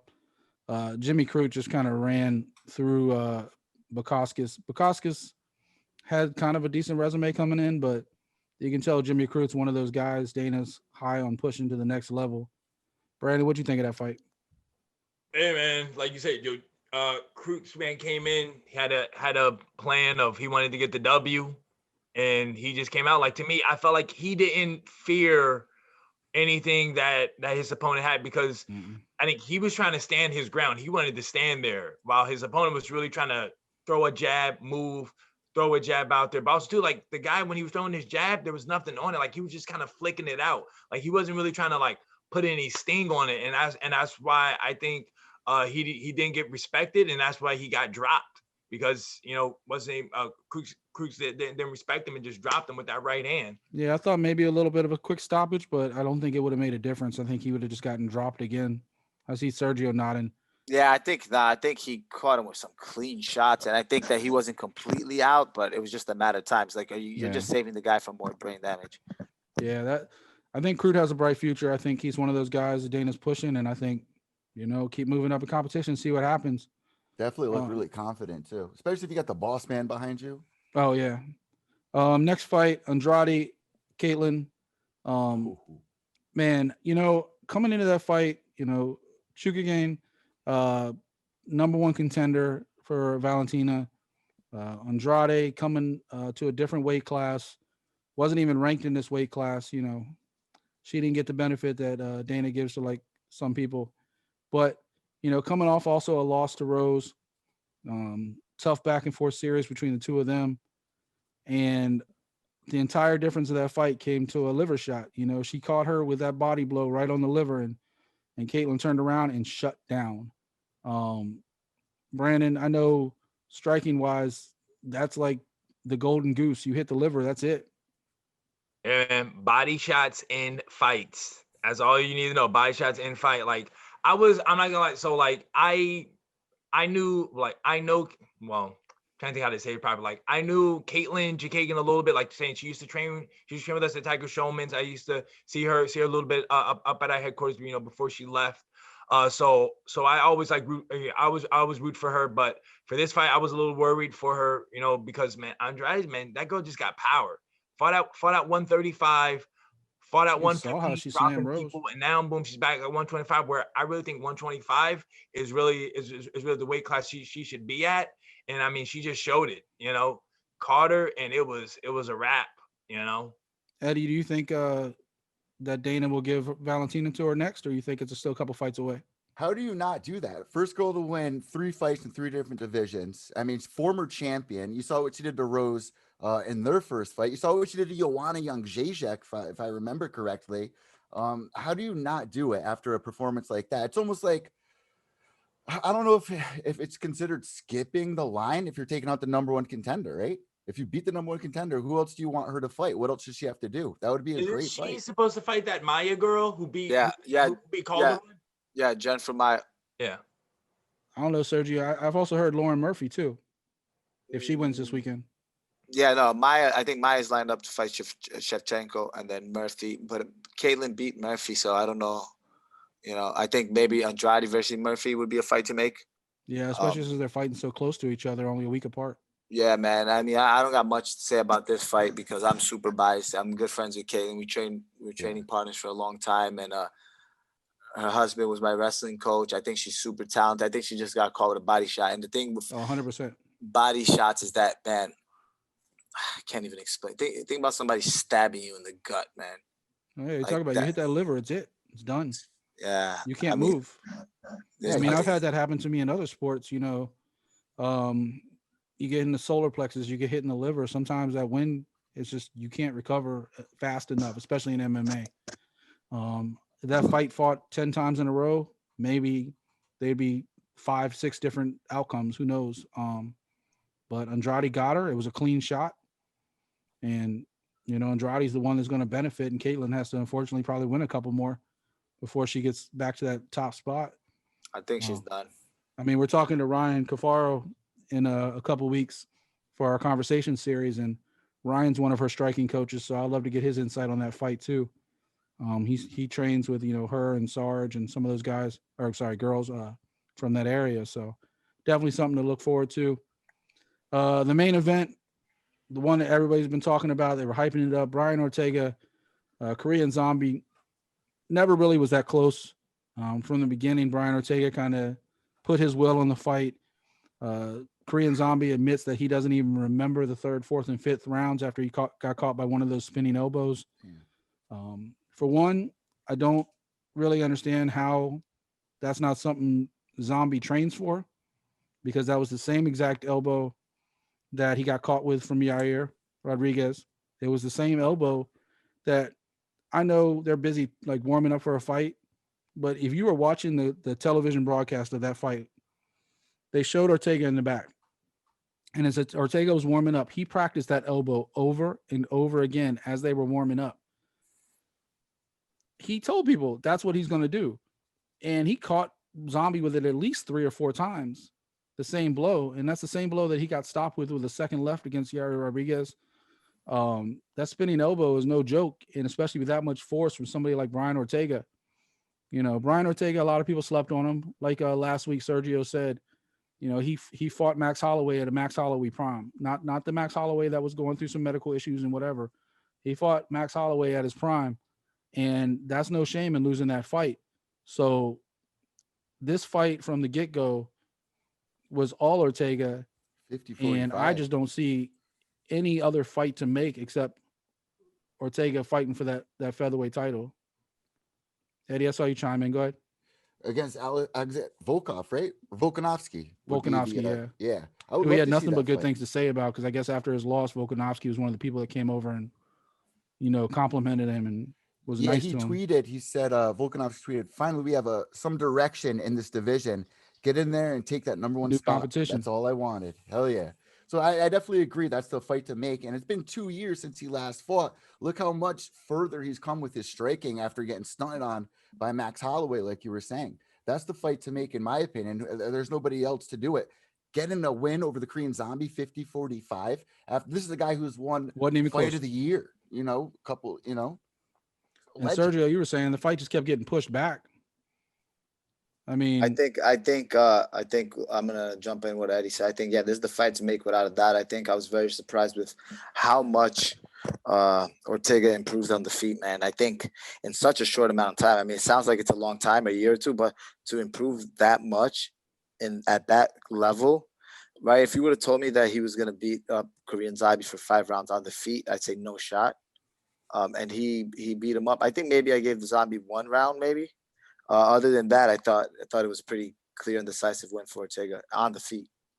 well, Brandon, if you remember, before he fought Holloway, people were talking about Ortega being the face of that division and the next big thing. So, people fell asleep. Obviously, the media, what have you done for me lately type situation. But, I mean, how do you see that? First of all, how did you see this fight, and how do you see that fight playing out with Volkanovski? I mean, one, I got to give shout outs to Ortega because I wasn't picking him whatsoever. I thought Zombie was going to walk I don't through. think any of us did we? But the thing is, because this wasn't the Brian Ortega that we last saw. This was a completely different Brian Ortega. I had a poll on Art of MMA's Twitter account, and 90+% people pick Zombie. Yeah. I'm saying like, first off, man, he came out southpaw. He came out like a lefty. So that probably threw off Zombie a little bit. But I mean, he had, like, again, his striking on a different level than what it was before, man. He had good combinations. He was popping his jab. He was using his reach, his length. And then, of course, too, like I say, he was throwing those elbows in there. Because usually I think when he fights, he would throw elbows as defensive methods. Like if people were coming at him, he would throw them as kind of like a check hook. This was definitely offensive. Like a check hook. He was throwing elbows, but here now he was being offensive with his elbows. So, I mean, like, I'm saying, I want to just give him his props, because, like, usually, like, the one thing is, we could talk about Zombie, but it's like, no, this was Brian Ortega. Ortega made Zombie fight the way Zombie fought. Like, he changed up. He was making angles. He was moving around. And again, he was just using his reach, combinations. It was just beautiful striking. Yeah, I mean, it was just a beautiful performance all around. If you're Dana White, that's the fight that you got to make. Think about how scary Brian Ortega is now that he's brushed up on his striking and knowing what he can do on the ground. Yep, T-City, Triangle City. Yeah, he's a killer. All right, that wraps up our coverage of what happened. But this week is a big UFC pay-per-view. We're talking about UFC 254. We won't spend too much time on the undercard. There are a couple big fights on the undercard, or more named fights. Go ahead. Mike, sorry to interrupt you guys. As much I would love to continue, I have to run out. My phone is blowing up. I have to be somewhere. No worries, buddy. Appreciate you coming on. I'll see you next week. Anytime, brother. All right, guys. Take care. Have a great recap. Enjoy your supermarket sweep.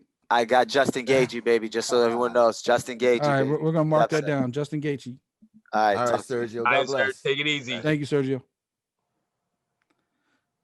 All right, guys, just the three of us. Let's break down this card, and I'll let everybody go on and get out of here. Couple name fights. For those paying attention, the undercard has about 7 fights. The big name, Stefan Struve, is back. Nathaniel Wood versus Casey Kenny's on that card. Casey Kenny looked dynamite last time, and we were talking about that on the show, with those kicks just constantly just destroying his opponent.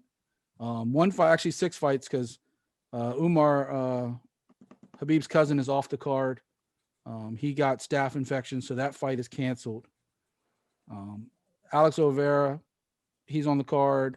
Dong Jung versus Sam Alvey. Sam Alvey's back, even though he's a major underdog on that card. Are there any fights on the undercards you guys really want to get to before we jump into that main card? Well, I just got to say, early prelims are back on UFC Fight Pass. Are they still going to do them even though one of the fights got canceled? That's what it's saying on UFC.com right now. Okay.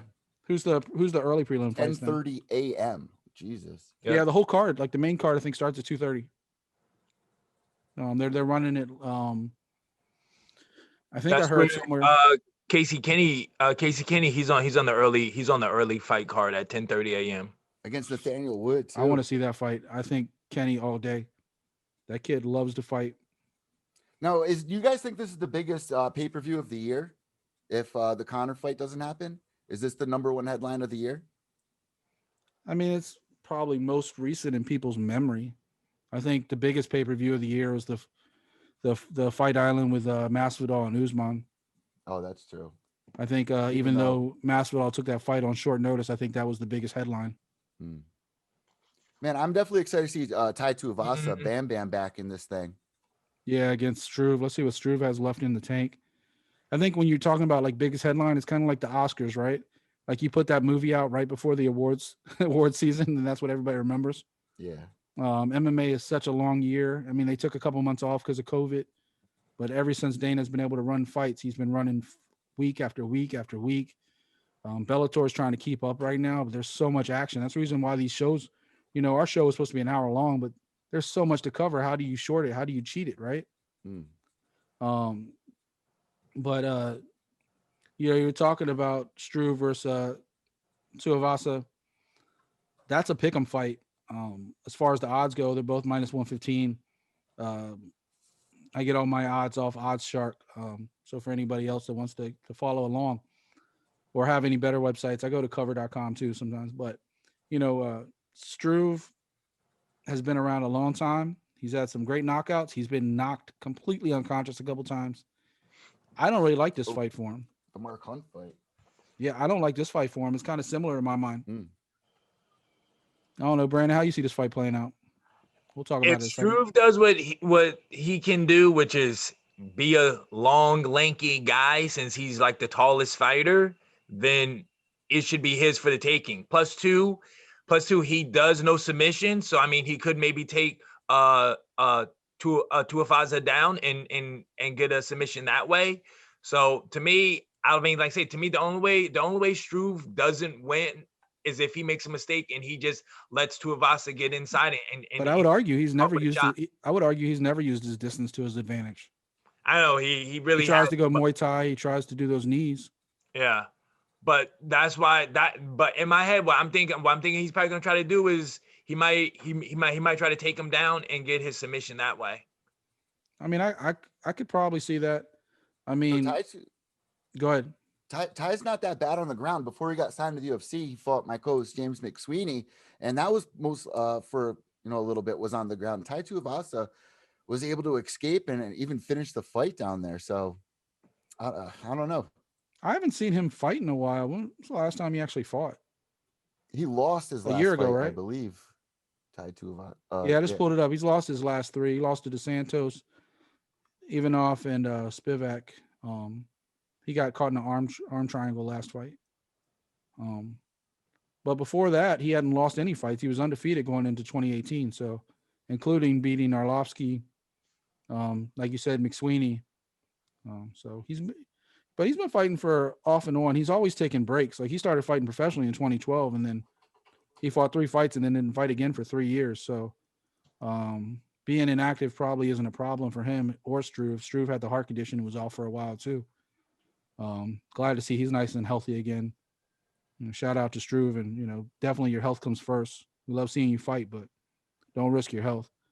Casey Kenny, that last fight he fought against the Chinese fighter Haley. I always butcher the name. Alatengani, is that how we said it was supposed to be pronounced? I don't know. Do you remember, Brandon? It was just a few weeks ago. I just remember his body was red. Yeah, they fought back on what was it? It was just October 3rd. Yep. Yeah, they fought on October 3rd. And that was one of those things, like you talk about playing it safe. We were talking about the Jillian Robertson fight. I think at any time Kenny could have switched up and thrown a lead leg kick and knocked him completely unconscious. But because he was doing damage and the left leg back kick was never blocked, he just kept throwing it again and again to the head, again and again. I mean, Brandon, you're the striking guy. Like you were probably having in heaven the first time you saw Kenny fight, or last time you saw him fight. Yeah. Like that Yeah, guy was. like I said, but like we had talked about then. Like I said, he was doing everything correct. Like I said, he was throwing that round kick. It wasn't being stopped. It So why? worked. So why should you stop? Right? Your opponent needs to make you stop throwing something. You shouldn't stop yourself from throwing it. Yeah, I mean, we'll see what he holds against Wood. Wood's always been tough. Fight's also at catchweight, it's saying here. Yeah. I've seen it listed at bantamweight, but maybe It's at 140, it's saying here. Yeah. maybe one of them couldn't make weight. I mean, Kenny should have been able to make weight. He's been fighting very often. He wants to fight every day, like he said last time. Ooh, Miranda Maverick's on this card as well. Yeah, that's a women's flyweight against. She's heavily favored against Joshua. Girl from Invicta. She was actually sponsored by my old website, mymmanews.com. She's been doing the damn thing for a while. This has got to be her debut, right? Yeah. I mean, she's minus 450. She's heavily favored. It is her debut. There's a couple decent fights. Cowboy Oliveira is also kind of fighting like a gatekeeper fight. Like he's the name, but he's only a slight favorite over Shavkat Rakhmonov. I don't know much about Rakhmonov, but to be only slightly favored over somebody like Cowboy Oliveira with his resume, he's got to be at least somewhere on the rise in Dana's viewpoint. The guy is actually 12-0. Actually, I just pulled him up. 12-0, undefeated, but this is his first fight in the UFC. He's fought a lot in M1. He's fought in a lot of KZMMAF. So be interesting to see. You know, he's done a lot of those M1 challenges. So we'll see. Cowboy Oliveira is always a tough out, so that could definitely go back and forth. All right, let's jump into the main card so I don't keep you guys too much longer. You got at light heavyweight, Ankalaev versus Kutateladze. Ankalaev is pretty heavily favored. I don't really see that fight going any other different way. You guys got any insight, Brandon, Eddie? No, man, sorry. I'm not even, to be honest with you, there's only like 3 fights on this main card that I'm really thinking about, and that's not one of them. I'm going to watch it, but I'm not really thinking about it. But I think you are right, though. I think it is going to be Arkalov's night. I think he's just going to do what he has to do to get the W. I mean, he got the KO quick last time. So, in fact, actually, is this a rematch between the two of them? Yeah, 38 seconds in that last one. Why are they even running that one back? Yeah, I'm pretty sure this was the fight where he was so fired up and got in there and just made one quick mistake and it ended because Kutateladze, man, that fight was favored when that last happened. Well, I mean, he came off that win against Roundtree, but I mean, you get knocked out that fast. That's not usually the fight you run right back. Yeah. UFC's been posting it everywhere. You can watch it for free right now. I mean, they should. It was only like 38 seconds. Yeah. I might have to go on DraftKings and pick that fight. Lauren Murphy, we were talking about earlier. She's favored against Lilia Shakarova. If Murphy wins, she's definitely one of the top contenders for Valentina's title. You know, there's definitely some competition right now with Andrade. Caitlin's still in the mix because, you know, it was somewhat of a weird kind of situation with the body punch. But I think Andrade should get the next fight, but Murphy's got to get through this one first. Yeah. Lauren's on a 3-fight win streak right now. I interviewed her a few years ago. Very smart girl. Got a crazy story behind her. You can't not root for her. I'm definitely going with Lauren Murphy here. She trains with some of the boys that I know. So without going too in depth, what was that story about? Her story? Yeah. Heroin addiction, coming out through drug addiction. And actually, when she started training, it was because she brought her child to a gym and she fell in love with it and then started fighting, just messing girls up before she got into the UFC. Gets in the UFC. Remember the fight where she explodes the ear? Yep. Man, she's just a beast, man. Brandon, you see this fight going any way except for the favorite? Nah. I too am for Murphy as well to win this fight. I think it's gonna be her night. Like I said, I think she's right there for the title shot. So I'm kind of with you with talking about the 3 main fights. I'm not actually even familiar with Phil Halls and Jacob Malkoun. Phil Halls, baby, I know him. He used to train with us at Tiger Showman's. He's now down in Florida, but he's originally from Jersey, so Is he a striker, grappler? He's a wrestler. He's a wrestler. He was on the But Contender he Series can twice, it strike says. because he was actually just on Dana White's Contender Series, and he won by knockout. I mean, go ahead, Eddie. I've actually seen him fight. I'm just realizing, looking at his record for World Series of Fighting years ago, 2016. Mm-hmm.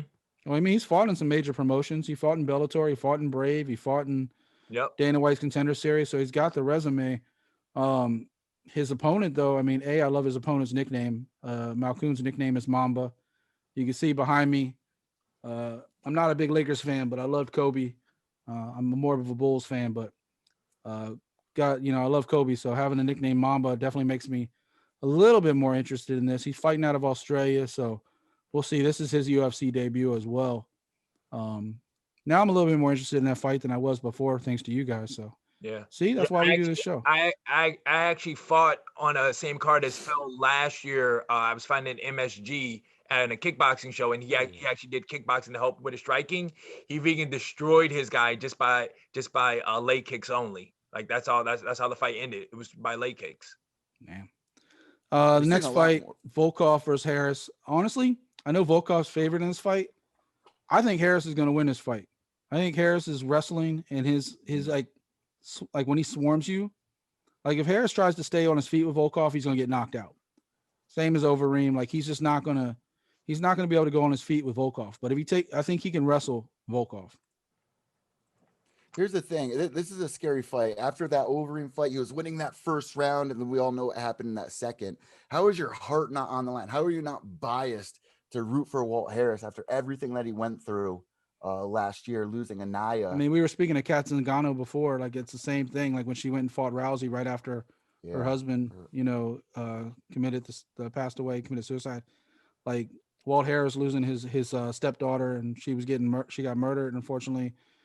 Prayers to that family and everything they're still obviously going through. That's not done. Like that was just this year, at the end of last year. And for Walt Harris to even be back fighting, I think is amazing. But like you were saying, he got caught against Overeem. I think he could easily get caught against Volkov too, because Volkov's hands are ridiculous. Brandon, what do you think? I'm sorry. I'm the guy that's going with Volkov, man. Sorry. I think he's. It's not a bad pick. I mean, he is favored for a reason. Yeah, but honestly, I think he's too talented. I mean, he's a former Bellator champion. Tall guy, got the reach. He knows how to strike. I think he has good takedown defense as well. I mean, like I like Walt Harris. I've seen a few of his. I watched his fights. The big ticket, but I just think Volkov is going to get his hand raised. I mean, the only fights he's lost is Blades and Lewis. He lost to Czech Congo like 5 years ago, but I mean, it's not like a bad loss. So. If you're looking at the guys that, Walt Harris fought compared to Volkov definitely got that list going for him. So yeah, I'm going for Volkov too. It's just going to be one of those fights where you just don't want to see this man lose. Yeah. I mean, I think both of them have their fan base too. So, but Walt Harris is always a good story, especially with all the tragedy he's been through. So I'd like to see him get that win. And I think if he wrestles him, I think if he uses that stockiness and that quickness of his and gets this fight to the ground, I think he can smother him, maybe ground and pound. I think if he stays on his feet, I think he's going to get dropped. The next fight, I'll tell you what, this fight actually is almost exciting to me as the main event. Robert Whittaker, if he's healthy against Jared Cannonier, it's pretty much a pick'em fight. I think Cannonier is actually favored in this fight just slightly, -120 to -110. This fight can go either way. Adesanya already said if Cannonier wins, he's next. I don't think he's going to beat Whittaker though. I think Whittaker, if he's on his game, most importantly, if Whittaker's healthy, I think Whittaker wins that fight. Brandon, what do you think? I'm going with Killer Gorilla, man. That dude, heavyweight, light heavyweight, middleweight, the power follows him. He's just been on a tear, man, ever since he dropped to 185. Bobby Knuckles has been in some wars, yes. He's been with, Yoel Romero and everything that, but and to Adesanya me, and everybody.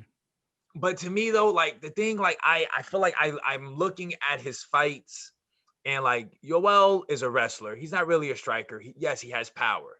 But to me, Cannonier can strike. He knows how to strike.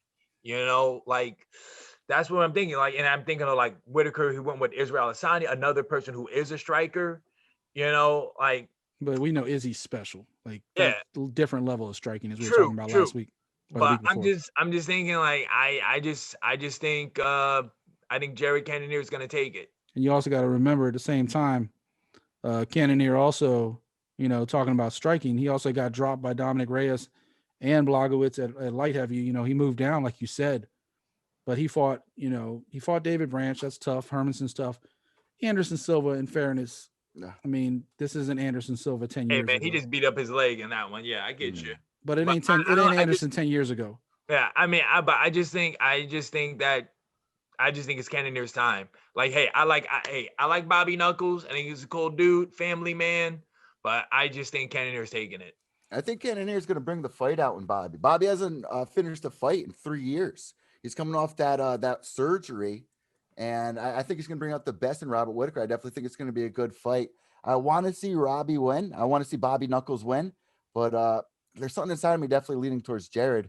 So that's who I'm going with. Like I said, I think most of it really comes down to Whitaker's health. I mean, that's something that even when he was champion, he took time off to have surgery.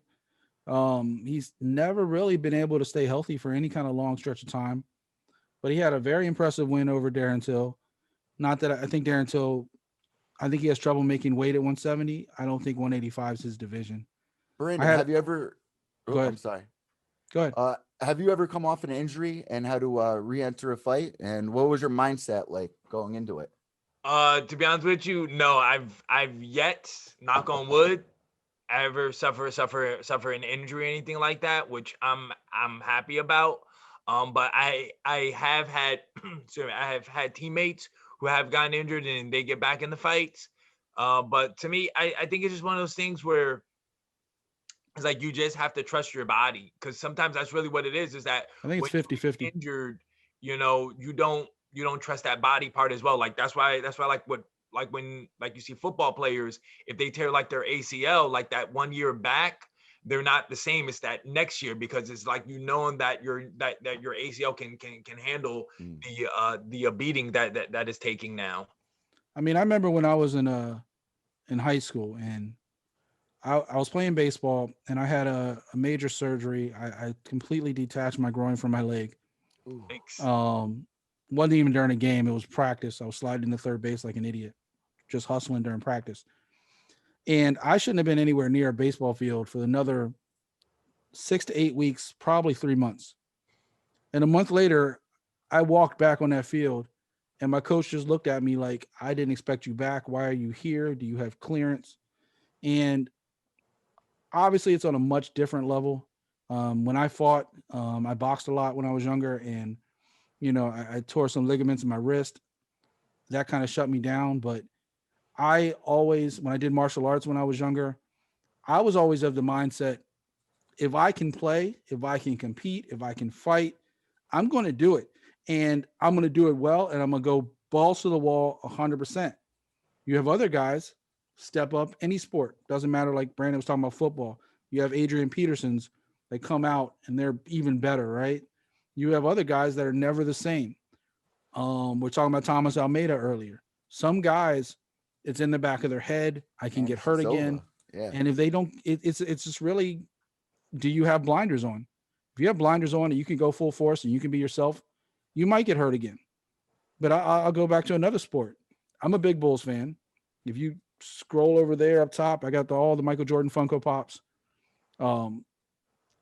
Derrick Rose tore his knee, his ACL, then he tore his meniscus. How long did it take Derrick Rose to get back to even competitive? And he's never been the same. It's just a different mindset. Some people, Dwayne Wade tore up his knee. He came back even stronger. Mm-hmm. There's just different mindsets in every sport, whether it's MMA, football, baseball, basketball, hockey, soccer. Some guys are built for it, and some guys they break mentally as soon as they get hurt. Robert Whitaker's always bounced back. He's already bounced back. He got that Till win, to bring it back full circle. The only loss this guy has since 2014 is the best in the world at his weight class in Adesanya. And Adesanya, he looked better against Adesanya than Costa did. I mean, let's be real. Costa was undefeated. Costa came in and got his ass murdered. Like he got literally, like we were talking about it afterwards when he was getting humped. Like, like Costa got murdered. And, you know, matchups make fights. I think this matchup is a really good matchup for both of them. And I think we're going to be in for a treat because that fight can be just as exciting as the main event. I mean, and it's only 3 rounds, so it's going to be fast because they're going to be trying to get that finish since they know they don't have a lot of time to play around. So that brings us to the last thing we're talking about today. Main event, UFC 254, Khabib Nurmagomedov, Justin Gaethje. Khabib's obviously favored. He's undefeated, never been stopped, never been very rarely decisions. This guy, if he gets on top of you, is ground and pound central. I'll tell you one thing though, and I'm picking Khabib. I think Gaethje has every chance in the world to win this fight. But the reason I'm picking Khabib is because one thing that he's done the last couple fights, I saw it against Conor, I saw it against Poirier. Khabib's striking has gotten better.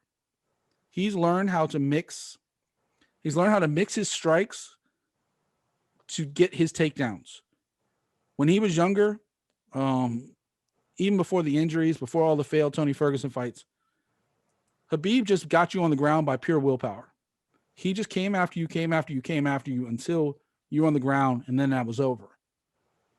The last couple fights I've seen him fight, he's dangerous. He's gotten to the point where he can now mix in these strikes. He's not a top-level striker, but what he is he's good enough.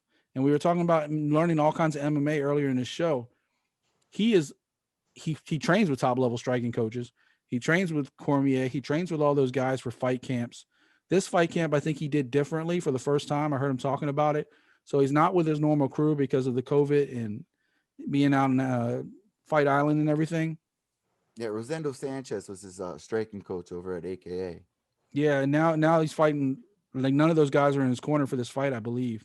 Wow. And he's also coming off, the His situation with his passing. father. Yeah. Yeah. So who knows mentally? I mean, we don't know mentally how Khabib is. We know he's always been mentally tough with everything else in his life. I don't think this is any different. I feel like this might be an outlet for him to get all his frustration out. And as talented as Justin Gaethje is, as good as he is at keeping distance with his feet and being able to pace, and if it stays standing, then Gaethje's going to win.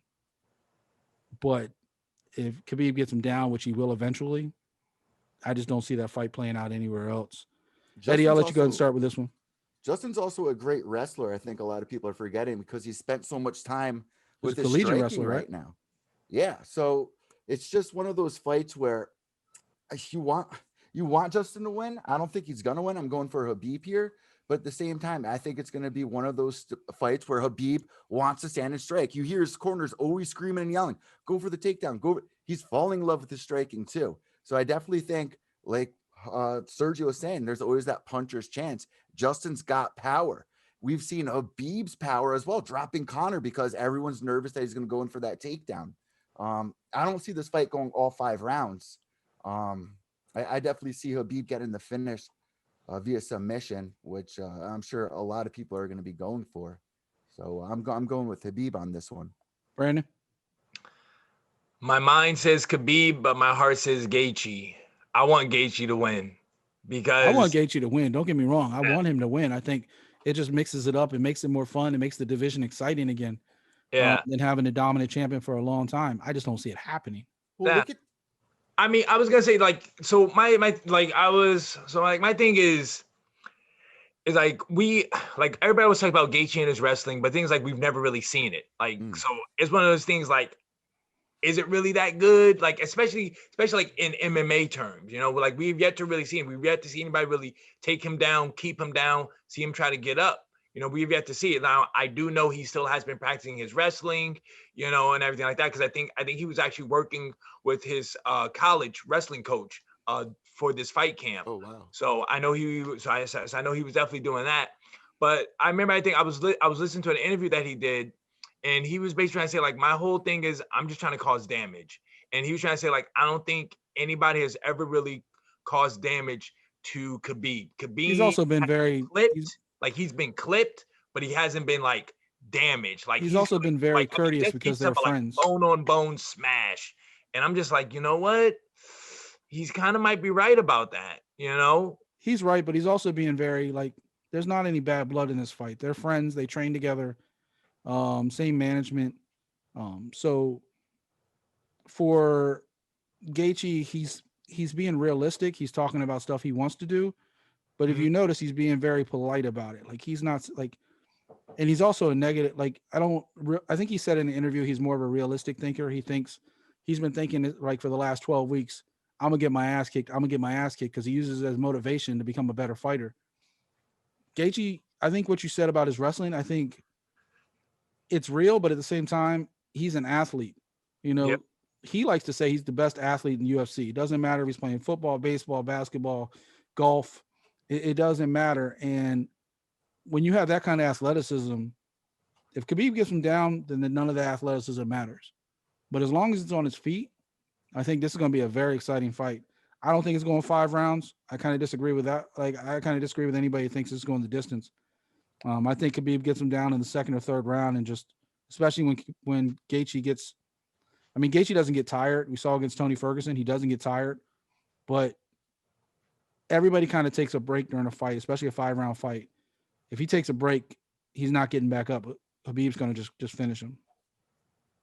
I don't know who you picking in that one. You kind of went back and forth with your heart and your head. I'm just gonna go with Gaethje. I'm gonna go with Gaethje for it. So 2-2. You and Sergio both pick Gaethje. Me and Eddie, journalists versus athletes. But I'm gonna go ahead and finish the show on that note. If any of you guys got anything else to add to that fight? No. Nah, I think most of the mainstream media has kind of covered that fight to death. I love here at our Art of MMA, we get a chance to talk about some of the people you've never heard of. You know, the John Gotti threes, all these people that are on their way up that we give a spotlight to. That's what we're here for.